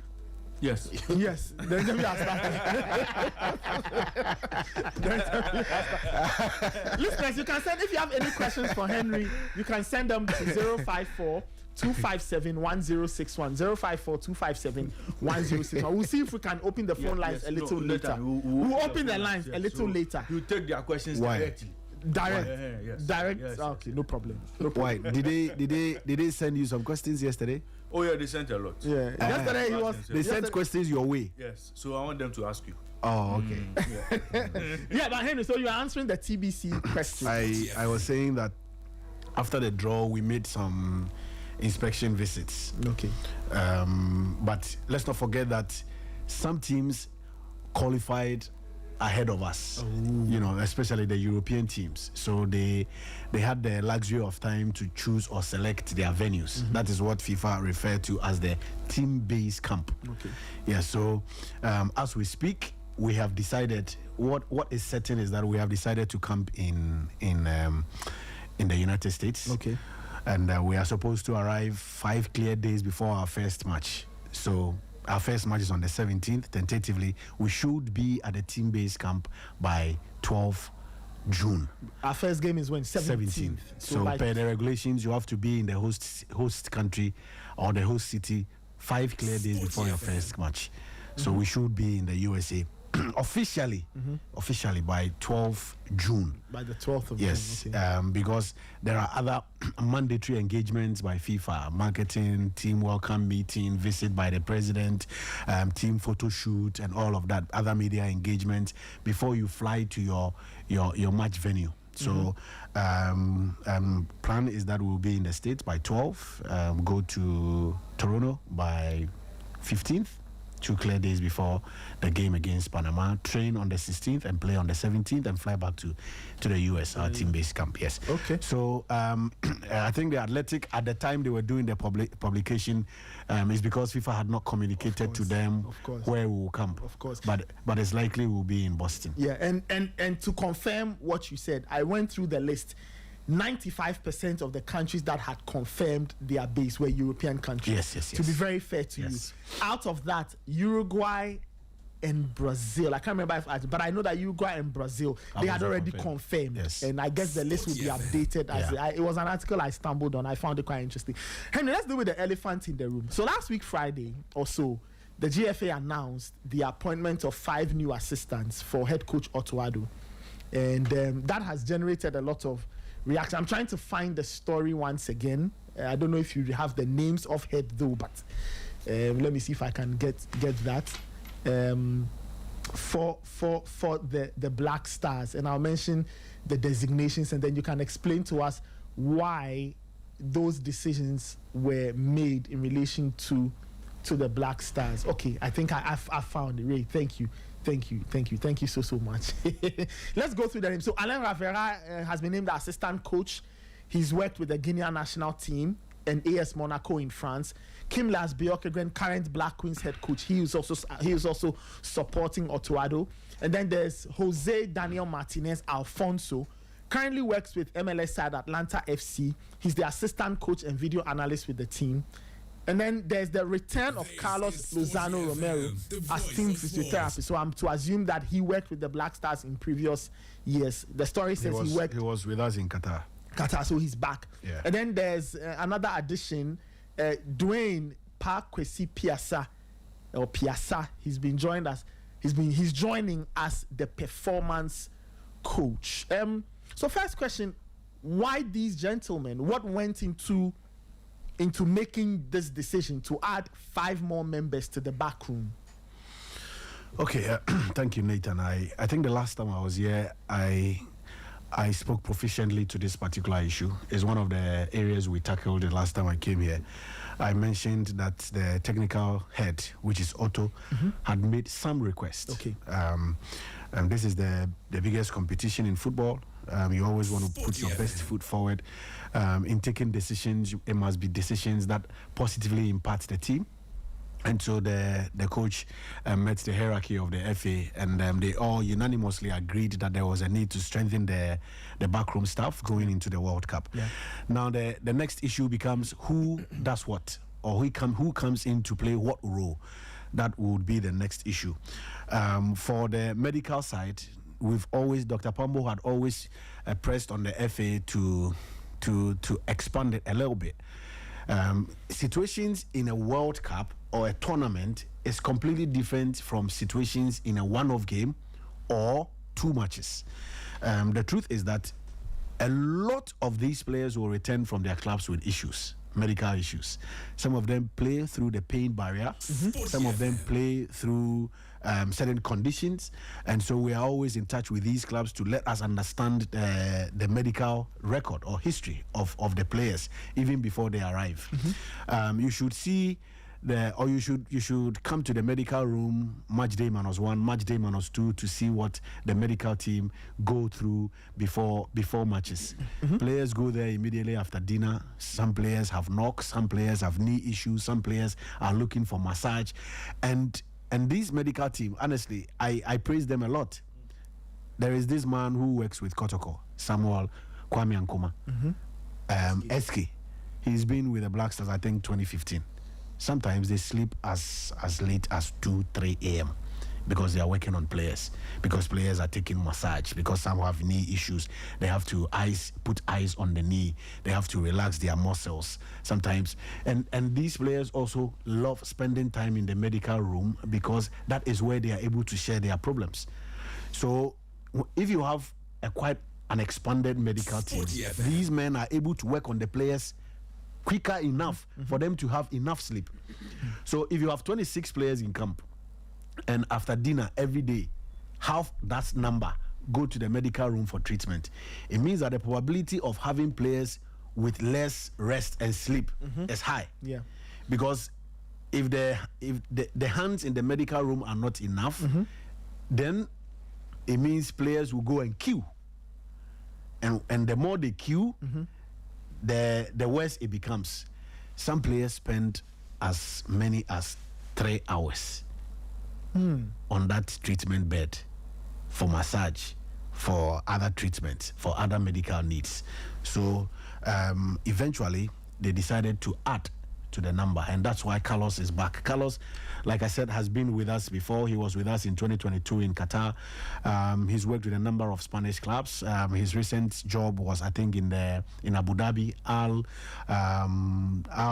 Dubai or something, one of those clubs in Abu Dhabi. Very experienced, and it is. He also came through the recommendation of one of our players. Okay, he worked with him at one of his previous clubs in Spain. So we felt that once that recommendation has come from a player, then he will be very, very useful to the team. For the other person, Jose was also with us in Qatar. He's one of the people who also worked with us in Qatar. Jose Daniel Martinez Alfonso. He's also a Spanish Now, where he works currently at Atlanta FC, he is both an assistant coach and a video analyst. We know teams that have as many as 10 video analysts who work on different things. Yeah. There are video analysts who work on set pieces. There are video analysts who work on defensive analysis. Video analysts who work on movement of midfielders, movement of strikers. So there are teams. Portugal, I won't talk about now. In 2022, they had 8 video analysts with their team. 8 video analysts? When we met them. When you met them, yes. okay. Because I work closely on the pitch, I could count. And sometimes to where they mount their cameras, you can easily count the number of video analysts. And they play different roles. But in our system, we are not used to this expanded technical team. Some of the clubs, even our national team until recently, we were not employing video analysts. Okay. So the coach felt that, and luckily for us, one of our assistant coaches already, which is Gregory, is also a video analyst. Yeah. And Desmond also has knowledge in that field. Even Otto himself has knowledge in that area. So we decided that, okay, then let's add one more person to add to what we currently have. And then the person who actually fits the bill at this point is Carlos, because Otto has worked with him before, knows his competencies and knows what he brings to the table. Then who else came last? Yes. Kim has proven himself. Send him like the but he does it very well. but you just mentioned Because we've been saying all kinds of things on radio. What have you been saying? Pure hair green. It's pure hair. Pure hair green. Some say pure hair green. Some say pure hair green. Say it's a noun, so anything good. I thought we had Kim last on record teaching us how his name is. Yes. We need to find that tape. Anyway, Henry, yes. let's go. So yes, he has proven himself. The argument as to whether he's ever coached a male team before or not, for me, doesn't come in at all, because coaching is science, and it's application of know-how, and knowledge. So we believe that now that he's proven himself on the African continent, he has something to contribute, and we also wanted to tie him down to a long-term deal with the Black Queen so the project can flow, without any hitches. And so yes, he has also come on board to assist. And the other guy, Alain has also worked in Africa before. At some point worked with Guinea. Also very experienced. He also comes on board as someone who has knowledge in player warfare, player management, one-on-one psychology, and all of that. And we already, don't forget, we already have a psychologist in Chris Pekwai. So, and then finally, Dwayne has been in and out of the team, like we mentioned. There were occasions during the qualifiers where he even came in. At that point we had 2 high performance coaches. There is one, Derek Bonsu, who was appointed during the days of Chris Hilton. But when Chris left, we decided to continue the engagement with Derek because of the quality. He works with Bristol City. He has enough quality. So we maintained Derek. However, there were occasions where Derek couldn't make it during the international break, because sometimes Bristol have players who are returning from injury that he must attend to. Okay. So then he will give us prior notice that for the upcoming international window, I will not be available. Then we will fall on Dwayne. Dwayne and Derek are Ghanaians. Okay. And they have that expertise in the high performance area. So we felt that engaging their service, they will not be new to the environment. They've got families in Ghana already, and then they have the know-how and the knowledge to apply. And once they came in and the players accepted them wholeheartedly, it helps team bonding and team chemistry. Okay. And so this is the reason why we have added these 5 people to the backroom staff. If I take out the high performance specialist, video analyst and all, there's Alain Rivera and Kim Lasby. And yesterday Raymond raised this point, and some callers raised the point that how well will this group of coaches work, because Otto views football a certain way. Alain Rivera by default will also view football a certain way. Same from Kim Las.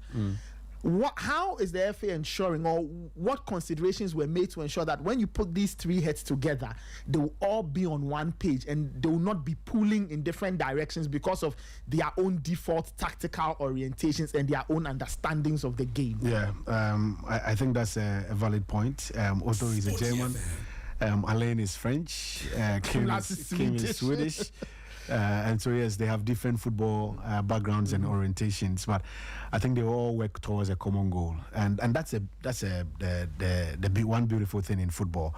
You look at the setup at Man City, and you have people with different backgrounds, yet they all work up to the manager because the manager calls the shot.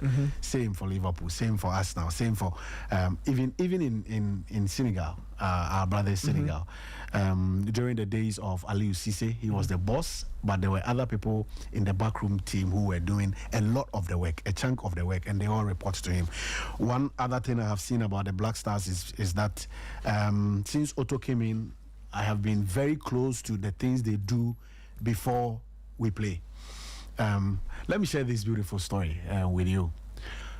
When we were getting ready to play with Nigeria for the playoffs in Kumasi, the first leg, Otto, Didi, and that time George Boateng were there, and then Richard Kingston. They sat in meetings to review videos, to watch videos. After reviewing the videos, they all made their views clear to the boss. But after meeting and considering all the factors, they go one direction. And then we went to Nigeria. After the first half, it was 0-0. Then the boss was livid. You know, he entered the dressing room and he was, yes, I said it. I said we should go with this plan, but we were in two minds. Now we have to agree to go with that plan. So they agreed on a plan before the game, but they were still not too clear how the Nigerians would set up. So they said, okay, let's abandon the original plan and go with the next one. And after the first half, all of them agreed that no, we have to go back to our original plan because it looks as if that is what will work for us. You saw the changes in the second half. And we were able to qualify at the expense of Nigeria. That's the beautiful thing about football. You will not always agree on issues like tactics and where to place players and when to make substitutions, but situations will force you to go that tangent. And so I have seen them meet, discuss, brainstorm, but eventually they go the same direction. And now I know meetings have been held online. They will all sit physically. Alain is in Ghana. Derek is Desmond is in Ghana. Kim is in Ghana. I met Kim yesterday. Winfred Schaefer is in Ghana. The coach is yet to arrive, but once the coach arrives, they will all sit down and then discuss all these petty issues and agree on what to do. We have a common aim, and the common aim is to ensure that we get the best out of the Black Stars in the World Cup. So individual differences and individual interest doesn't come in at all. It's about the collective good of the team. And I mean, the best way to do it is to agree on the policy and the direction. Ray? Yeah. Quick one. The two coaches that have come in, Kim Lass and Rivera, were they brought in at the instance of Coach Otoado? They were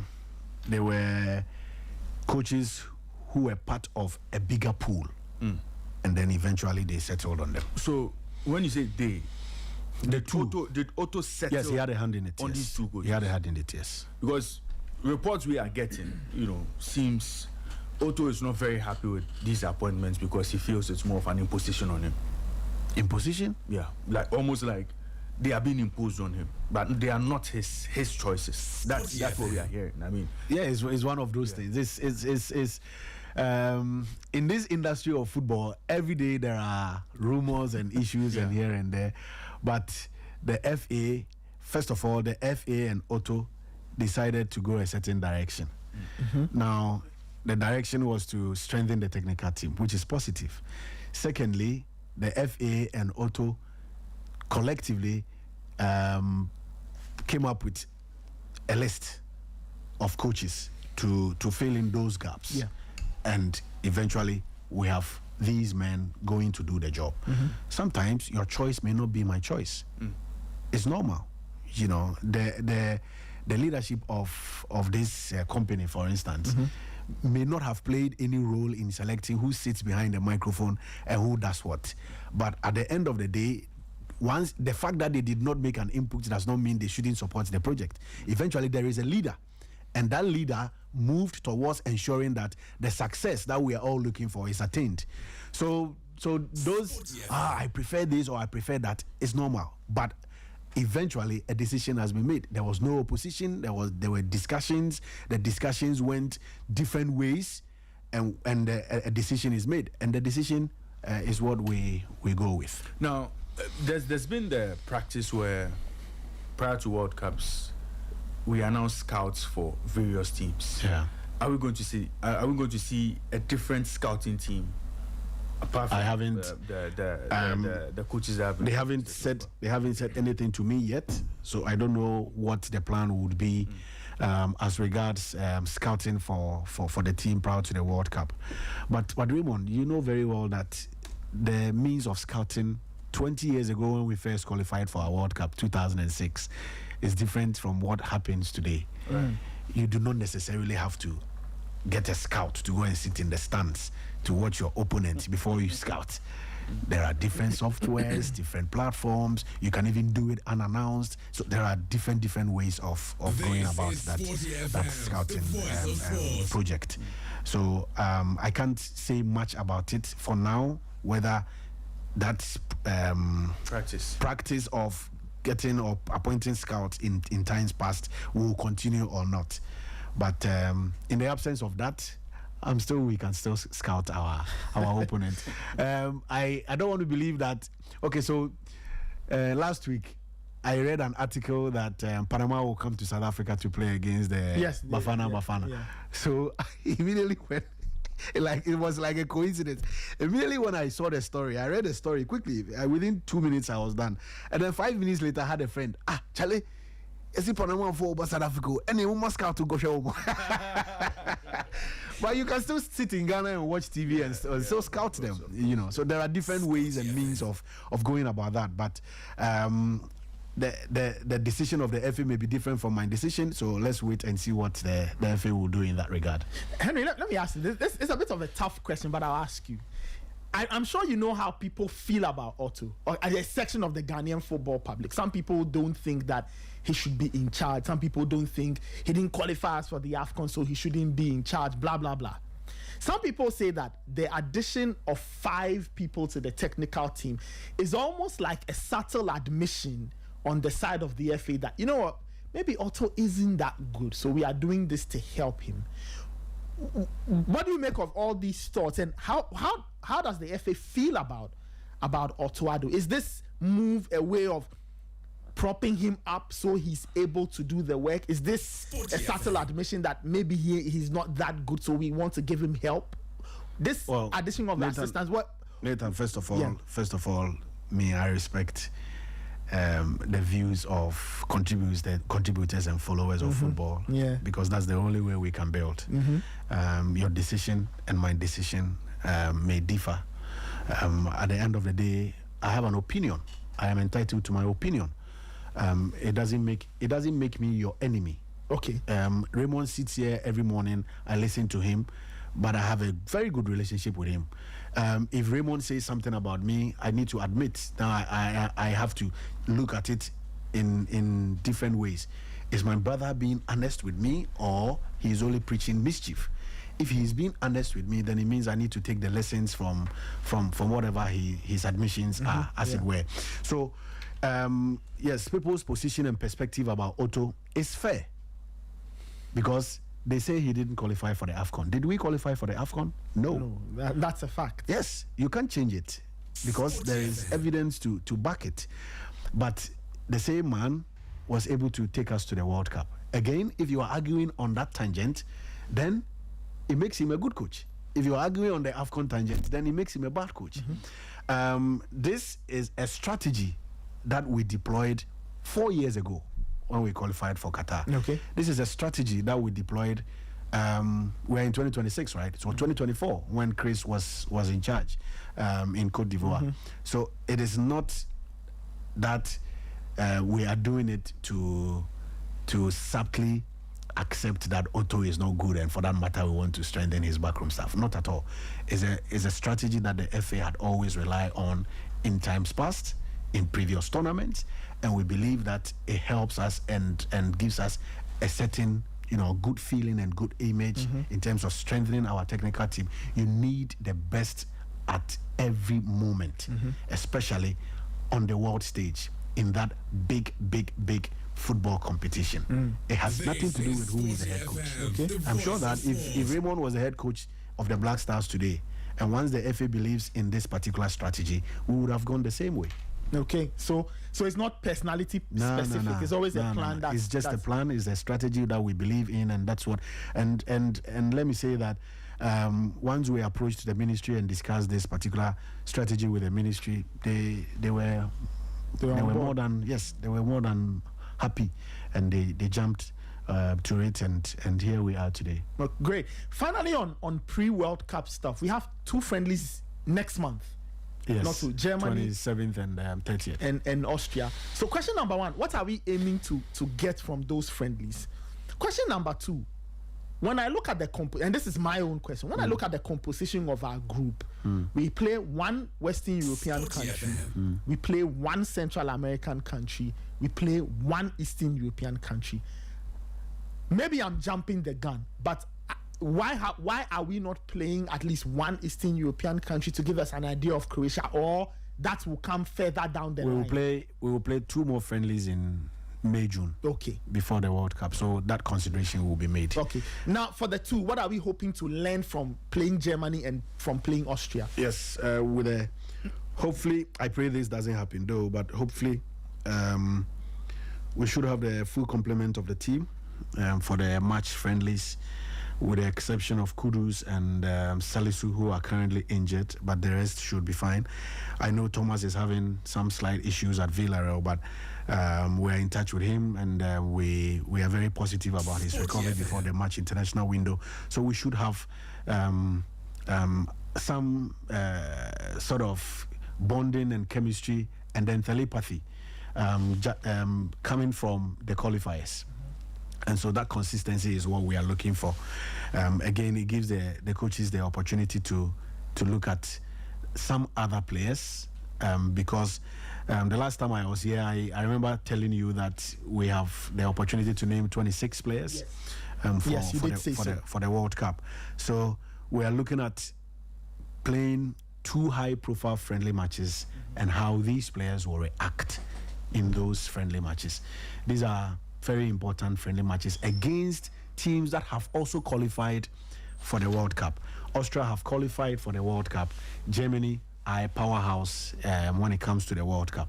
So at any point in time, you want to see how your players behave, react in such situations.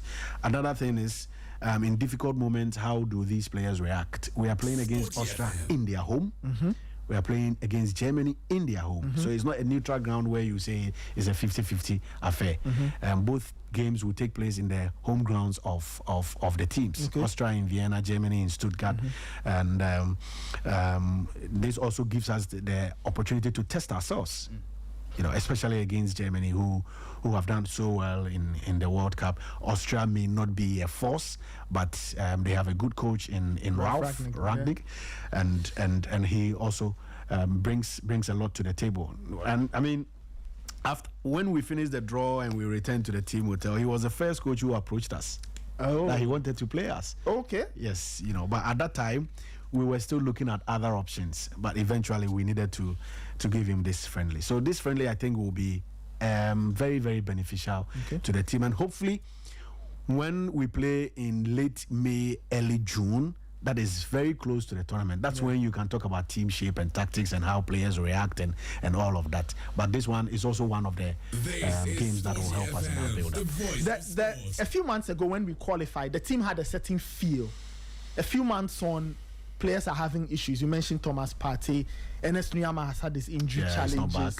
Abu got injured in the Japan. Far East. Then there's Mo Salisu. What has been Otto's thoughts on all this? Because all of a sudden, a team that you in your head you plan with a certain crop. All of a sudden, there's Myanmar. You are not sure. Kudus comes back. Even Mumin has been injured for almost half a year and a half. Kudus comes back. Just when he comes back, there's a World Cup to play, so he won't even have enough rhythm. There's Mo Salisu, whose injury is very serious. We don't even know if he'll come back. What are Otto's thoughts on all of this? All these things happening all at the same time. It makes planning difficult. It makes planning difficult because, you cannot tell me that there is a team in this world that does not have a starting 11. Every coach has an idea of what his first 11 players are, barring injuries, barring suspensions. So, for want of a better word, to wake up one morning and 2 of your key players are injured and are going to be on the sidelines for a long time gives the coach some worries or concerns to ponder over. But the season is still ongoing. And one thing I like about him is that he's always working very hard. He's visiting players. He's watching leagues. He's been to a lot of players. The next leg of visitations will be maybe in France and Italy later. Okay. But he's been to Spain. He's been to England. He's been to I think Austria. He was in Austria to watch the Europa League between Red Bull Salzburg and FC Basel. Okay. That day we had 2 Ghanaian players in that team. Edmond Beidou and our brother who has just moved to Wolfsburg. So that was Jonas Ajete. Wolfsburg, yes. Was his last game? Yes. No, that was I think his last but one game. Okay. He played one home game in the league and then Wolfsburg whisked him away. So yes. And I keep talking about Jonathan because I saw him on the domestic front when he was playing for Great Olympics a little over 3 seasons ago. And today, if he's been to Basel within 2 seasons, he's moved on to Wolfsburg, then it means his development is looking good. I'm also excited about one young chap who 2 seasons ago was playing in the 2nd-tier league in Ghana, and today he's playing in the French league. I'm talking about Kojo Opompepra, who was playing for Atram's team, Atram Visa. Yes, so friendlies like this also give you the opportunity to have a closer look at some of these, high, fast-rising players. Kudus is a key member of the team without a doubt. Salisu has been a pillar of the team, and even he was among the goal scorers in the qualifiers. That's true. And he brings a lot. He brings experience. He brings leadership. I am always with them in the dressing room. I know what he contributes when it comes to the outspoken players in the dressing room, and also one of them boys who will call a young player to his room to speak to him, and that's what he brings. And I pray he recovers. If he does, good for us. If he doesn't, then it will be a big miss. But in all of this, these are things you can't control in football. We can only pick those materials available and deal with that. Yeah, Ray. Quick one. Last time we had a conversation, there was a lot of talk about Ghanaian players abroad, for example in Ketia, Hudson, and the likes. Every day you bring. Since then, have we made any headway, or has there been any development regarding those 2 players? And if they would possibly, we are talking to Ghanaian players. And Nathan, let me generalize it. Let me not limit it to those 2, Nketia or Hudson, because as soon as you, from an official position, once you limit it to the 2, other players will feel inferior. Right. Because I have seen a Ghanaian player called Raksechi. Raksechi. Crystal Palace. He's now in Turkey. I think he's still in England. He's on loan, one of the teams. Yes. Just there is Achampon at Chelsea and other players. So, Raymond, the simple answer to your question is that we've been talking to Ghanaian players. Okay. I'm not here to mention names or limit the discussion to only two of those players. Okay. We are trying to get the best materials available to represent the national team. The national team is just like where I sit today. I am in this position today, and I may be out tomorrow, or I will be out tomorrow one day. Only God knows when. So the national team is not the property of any individual. Even the coach can be fired tomorrow or whenever. So we would just want to try as much as possible and convince players of Ghanaian descent to come and play for us. We did for Semenyo, it worked. We did for even Salisu, it worked. We did for who else? Iñaki Williams, it worked. Derrick Cohn, yes, as well. And so if there is any Ghanaian player in any part of the world who has the quality to improve the team, we will go after that player. Okay. And that is being done aggressively. Interesting. Why that smile on your face? The way you did, and then he started to smile. 4 minutes after 10, we are not done with Henry, but I just wanted to say this. In the build-up to Valentine's, Ray and Henry and Kelvin, I have an interesting announcement for all of you and everybody listening. Okay, now, Central Hotel, right? That's where all the Valentine's... The Central Hotel, the one in my area? The one around my office? Yes. Oh, okay. Yeah. So look, that's this. It's a very beautiful place. This Valentine, that's where all the action is happening. So on Thursday, they have a program called Wine and Sax. That's right. It's an intimate evening filled with fine wine, smooth saxophone melodies, and great company.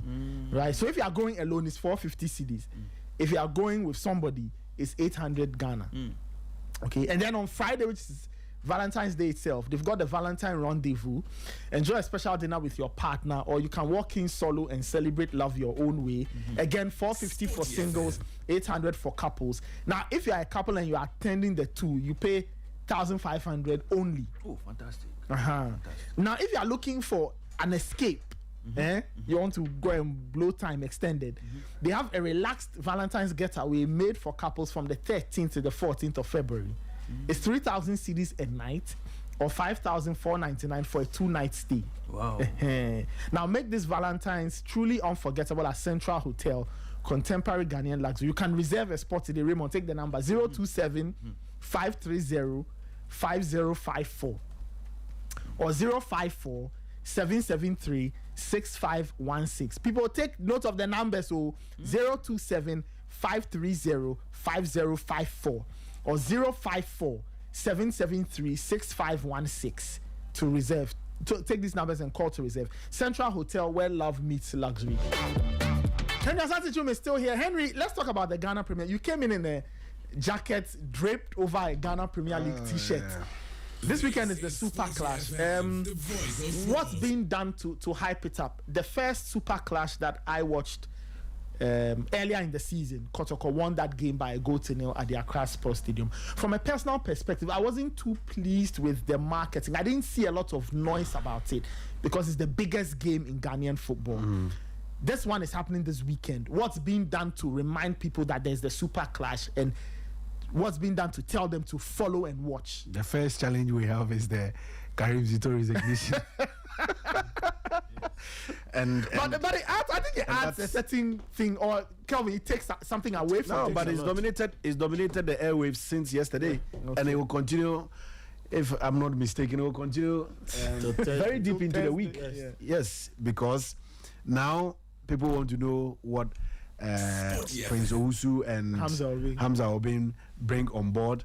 Hearts of Folk themselves were out of competition this weekend because they didn't take part in the MTN FA Cup round of 16. Asante Kotoko lost to Adriana FC in the round of 16. So I think that's what it's actually dominated the headlines since Sunday.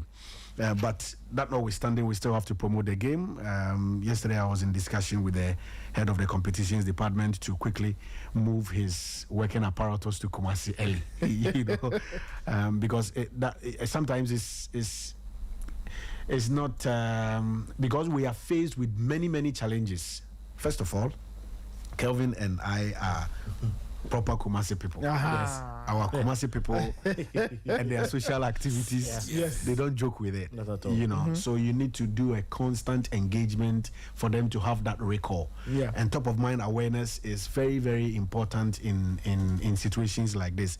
So I told the head of competitions to move his working gadgets to Kumasi as quickly as he can, and then also we are making arrangements with some of the radio platforms in Kumasi to whip up the enthusiasm and then also create that awareness. Yesterday I personally made some engagements, and then we'll continue the engagements until Friday, just to take this Zito thing out of the minds of people and bring the focus back on the game, because whichever way we look at it, it is the biggest game on our calendar. Two of the biggest games on our calendar is something we cannot do away with. Regardless of the form of Kotoko or the problems in Kotoko or Hazovok, it is still our number one domestic football product. And we have to do everything within our means to safeguard this product. So a lot is happening. I think that, yes, we also want to try as much as possible and push the two coaches to speak as part of the build-up. Zito is gone, but Didi is around, so we have to fly on the back of Didi a lot throughout the week. We also having private arrangements and discussions with the two clubs, Hatsofog in Accra and Kotoko in Kumasi, about plans to also get their fans to the Babayara Sports Stadium. Those Has fans will be leaving Accra and those Kotoko fans will be leaving Accra, and then also engage the leadership of the two supporters groups, the circles of Kotoko and then the chapters of Hatsofog. So we are doing quite a lot, and it is my hope that it would reflect in numbers on Sunday. Michael Asaibrede is still on. Michael, do you have a question for Henry? I have a question. Mr. Hart, good morning. Good morning, Michael. Okay, so the question is about the Ghanaian players playing for top clubs across Africa. I don't know if it's deliberate or otherwise, but it looks like they've been sidelined. And these are players who do very well for their clubs and are also performing in the top African competitions like the CAF Champions League and the CAF Confederation Cup. I remember some time past, there were players like Harrison Afo play for Esperance, and he used to play for the Black Stars. There was Fatah Dada, Kaiser Chiefs, play for the Black Stars as well. So what is the plan regarding these players who are not playing in Europe but are playing in African clubs and are doing very well? Is there a plan that Otto visits them, he engages them? What is the plan towards involving them in this squad building process regarding the Black Stars? Okay, so in terms of Otto traveling to these players to visit them, I can't say much because I only speak when the plan is in place. Okay. Yes. The second issue is that he has always maintained his stance about players regarding quality and not where they play. So is the reason why in recent times we've had home-based players dominate the squad. We've had Isaac Afo, we've had, even under CK, we had Justice Blake, Lassana Awako, and all of those players getting their 10. We've had Frederick Asari, who's also had his 10. Kwame Poku had his 10. Kamradini Mamudu, the Mediama guy who recently left. Prince Owusu has had his 10. Kelvin Nkrumah has had his 10. So, Michael, the issue really is not about where the player plays, it's about what the player brings to the team. So he's done a lot by casting his net wide to monitor players, and sometimes suggestions also come through. I have personally spoken to him about certain players, but once you speak to him about certain players, you leave the rest to the technical team to make the final decision. So yes, Ghanaian players in every corner of the world are being monitored. In terms of engagement, it doesn't rest with me, it rests with the technical team and the coach, for that matter. So if you have a player who plays in Tanzania that you think he has the quality to improve the Black Stars, especially in defense, in central defense, please do well to send me the name. I will forward it to the coach for the coach to have a look at the player. Michael, okay. That's the question. Anyway, let's wonderful. Henry, so away from this weekend in terms of the Ghana Premier League, there are some rounds left, about 13, 14 rounds left. What's the broad plan for the rest of the league? What's the FA planning to do to make the second round great, exciting, and competitive? and for followers of the league, what have you got to tell them, concerning the Ghana Premier League? What's left of it? Well, I appreciate the concerns of Ghanaians. I appreciate the concerns of my colleagues in the media space, Raymond, Kelvin, yourself, Gary, Mr. Bunsen, all of you. I think that we cannot grow without constructive criticisms or suggestions, and also having the spirit to consume and cross-fertilize ideas. So all the ideas that we hear or listen to on radio are being taken in good faith. I am the first to admit that we have challenges, especially with our domestic football. We are doing our best to improve, but it's not going to be done within a year or two. It's a long road ahead of us. Player welfare is one. Issues of our refereeing is one. We want to bring in VAR. It's not easy. It involves a lot of investment. It's another. Coverage of the league is another. Radio coverage is another. Marketing of the league is another. But in the midst of these challenges, we are doing our best to make the league counted among the best. We have played how many games? We have played 21 games. 21. We've got this 13 rounds left. This weekend will be 22, and then we'll be 12. Left with 12. Yeah. For the past 5 seasons, we finished the league without hitches, and that for me is very positive that we are able to synchronize our league calendar with that of Europe. We start in September and we finish in May. The same thing will happen this year. We will finish in May. Wrap up the season on the 30th of May for the MTN FA Cup final. I want to commend the media in terms of the wall-to-wall coverage of the Ghana Premier League. I listen to my brother Kelvin every weekend.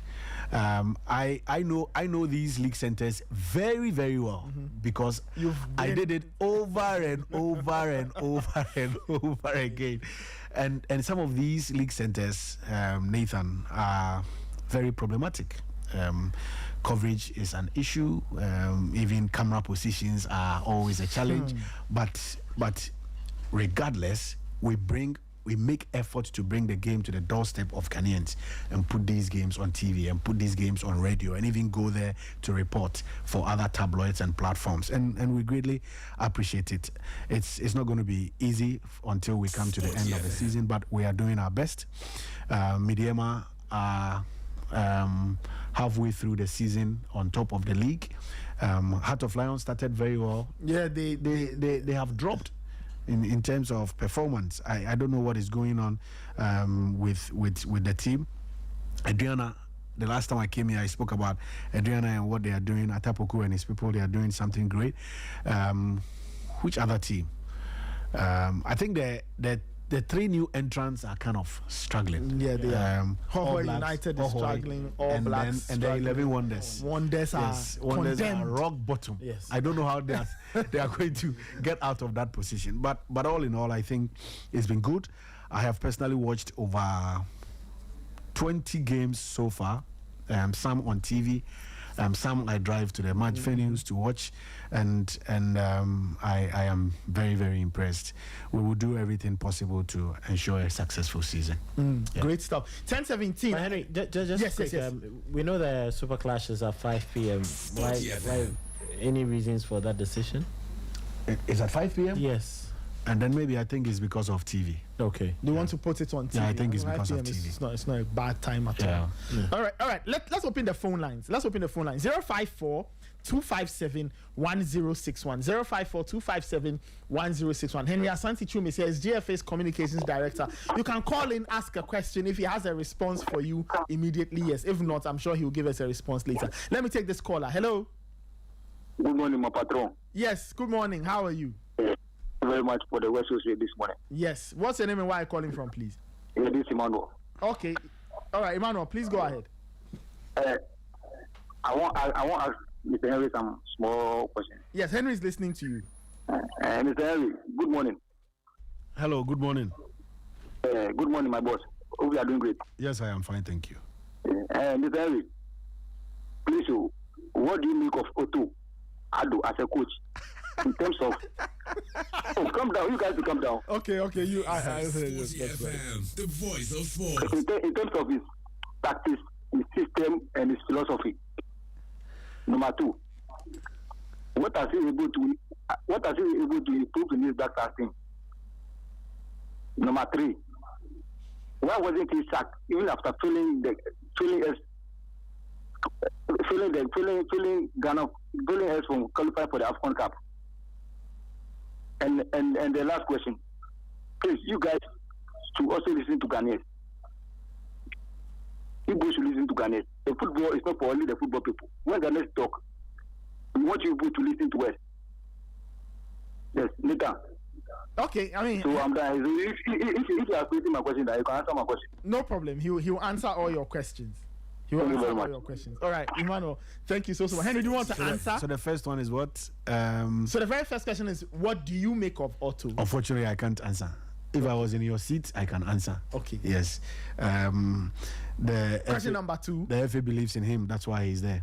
Question number 2, what has he improved in the Black Stars? Yes, he's saying that what has he improved in terms of the team? I think basically trying to understand why the FA would vouch for him or keep him on after not sending us to the AFCON. I think when we appointed Otto, we told Ghanaians exactly what we were looking for, and again we are people of different backgrounds and different opinions. Okay. We said we are on a project. Okay. And in this project there will be disappointments, hitches, bad results, poor performances, but we want to stick to that particular plan and build a team for the future. And it's the reason why he is still at the helm. Okay, and then the last thing was a bit of a suggestion, saying that the FA should listen to Ghanaians. Well noted. Says the FA should listen to Ghanaians. Well noted. Okay, we have another caller on the line. Let me take this caller. Hello. Hi.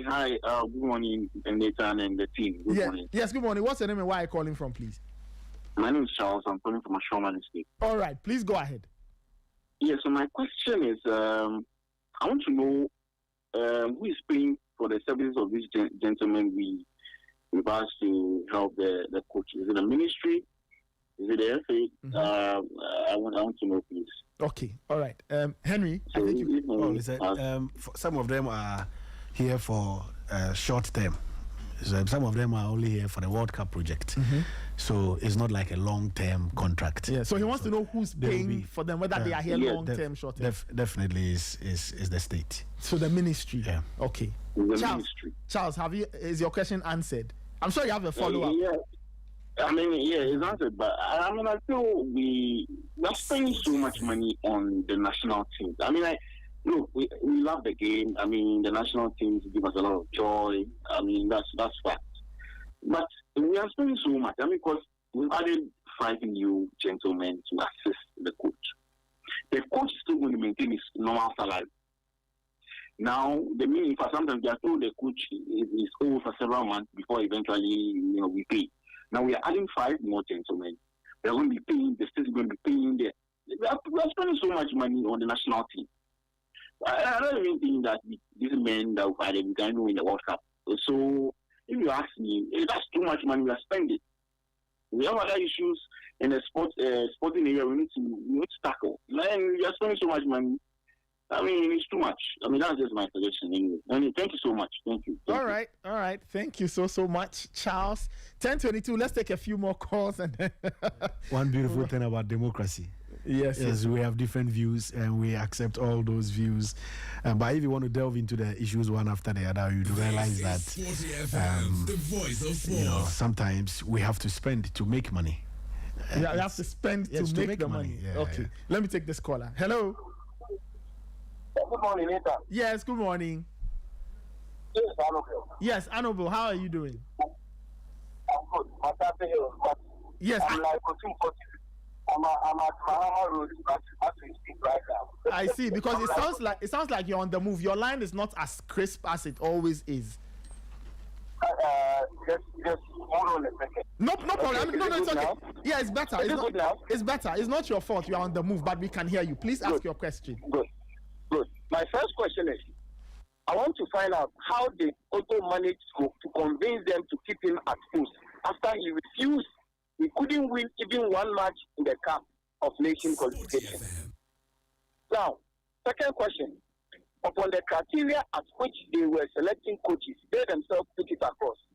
Why did they went opposite and pick a coach who doesn't qualify for their own criteria they put on board? That question is obvious. Why would they still have a trust in a coach who himself has proven that he cannot do the job, therefore he needs assistance? That's my question, my 3 questions. Thank you. All right, thank you so much, Anobo. Henry, I'm sure you're following the question. The CEO of the shop needs a security man to protect him. The host of this show needs a producer to put the caller on the line. Even him, he took a producer to put him on the line. So the fact that a head coach of a national team calls for additions does not mean he is incompetent. Recently, Arteta appointed a goalkeepers coach at Arsenal. Does it mean Arteta is incompetent? Okay. But so the first question is, why did the FA keep him despite not qualifying the team? We looked at the factors. We looked at the reports he submitted. We looked at the long-term projects that we embarked upon. Hold on, not to catch you. Yeah, it's fine. We have a caller. Let me just tell the caller to hold. No, let him once finish. You answer let him finish, so that we will take this one and add to the previous one. Nathan, you can allow Mr. Hart to answer his question. To answer. He is spending money on the call. He's paying for the airtime. You ask your question. So let him ask. I will note it and then he can answer that. I'll get back to him. Okay. So what's your name and where are you calling from, please? My name is Osborne. I'm calling from North Industrial. All right, please go ahead, Osborne. Okay, so I'll ask Mr. Hart. Yeah. Is the 4 friendly matches we are playing adequate for Otto to assess his team before the World Cup? Okay. The second is just as a comment about what some of our callers are making. One, we are going to the World Cup. We should move on from why Utu was re-employed after not qualifying for that AFCON. Every team going to tournaments needs beef up. When you go to Germany, France, Italy, Spain, the backroom staff are always beefed up before tournaments. So if we are adding people to help to succeed in the tournament, I don't see anything wrong with it. Our prayer is that we go into the tournament and then we have a good tournament. Thank you so much and have a good day. All right, thank you so much, Osborne. Henry, so the question is, well, I guess when you are done answering or you want to answer this one? This one was... He just asked one question. He said the 4 friendly. I don't know whether... whether it's enough. Whether the 4 friendly are enough. Unfortunately, Osborne, our situation is not different from the other countries because there are only 2 windows for friendlies before the World Cup. The first one is in March next year, which we are going to utilize fully. And then the second one before the World Cup is the 2-week period preceding the tournament. And you can only have that opportunity when the European leagues and the other leagues have come to an end. So there is basically not much you can do about it. Okay. We just have to manage. All right, let me take this caller. Then we go back to the auto bit, and then we can wrap it up. Let me take this caller. I think this will be our final caller. Hello. Hello, Nathan. Good morning. Yes, good morning. Michael from Ablekuma. Michael, please go ahead. Today we are not there, Ablekuma. We are on the move. Today I see. Anyway, so please go ahead with your questions. I have 2 questions for Barry. First question is, when is Otto's contract ending, and what will they do after his contract ends? And does he even have a contract? And secondly, we knew that they gave money to the clubs, about 1 million cedis to the clubs. So next season, do they have plans to give us a headline sponsor to our local league? That's what I want to know. Or do we continue giving the clubs this sum of money so that they can use it to cater for themselves during the season? Okay. All right, Michael. Thank you so much. I like that. Henry, would you want to?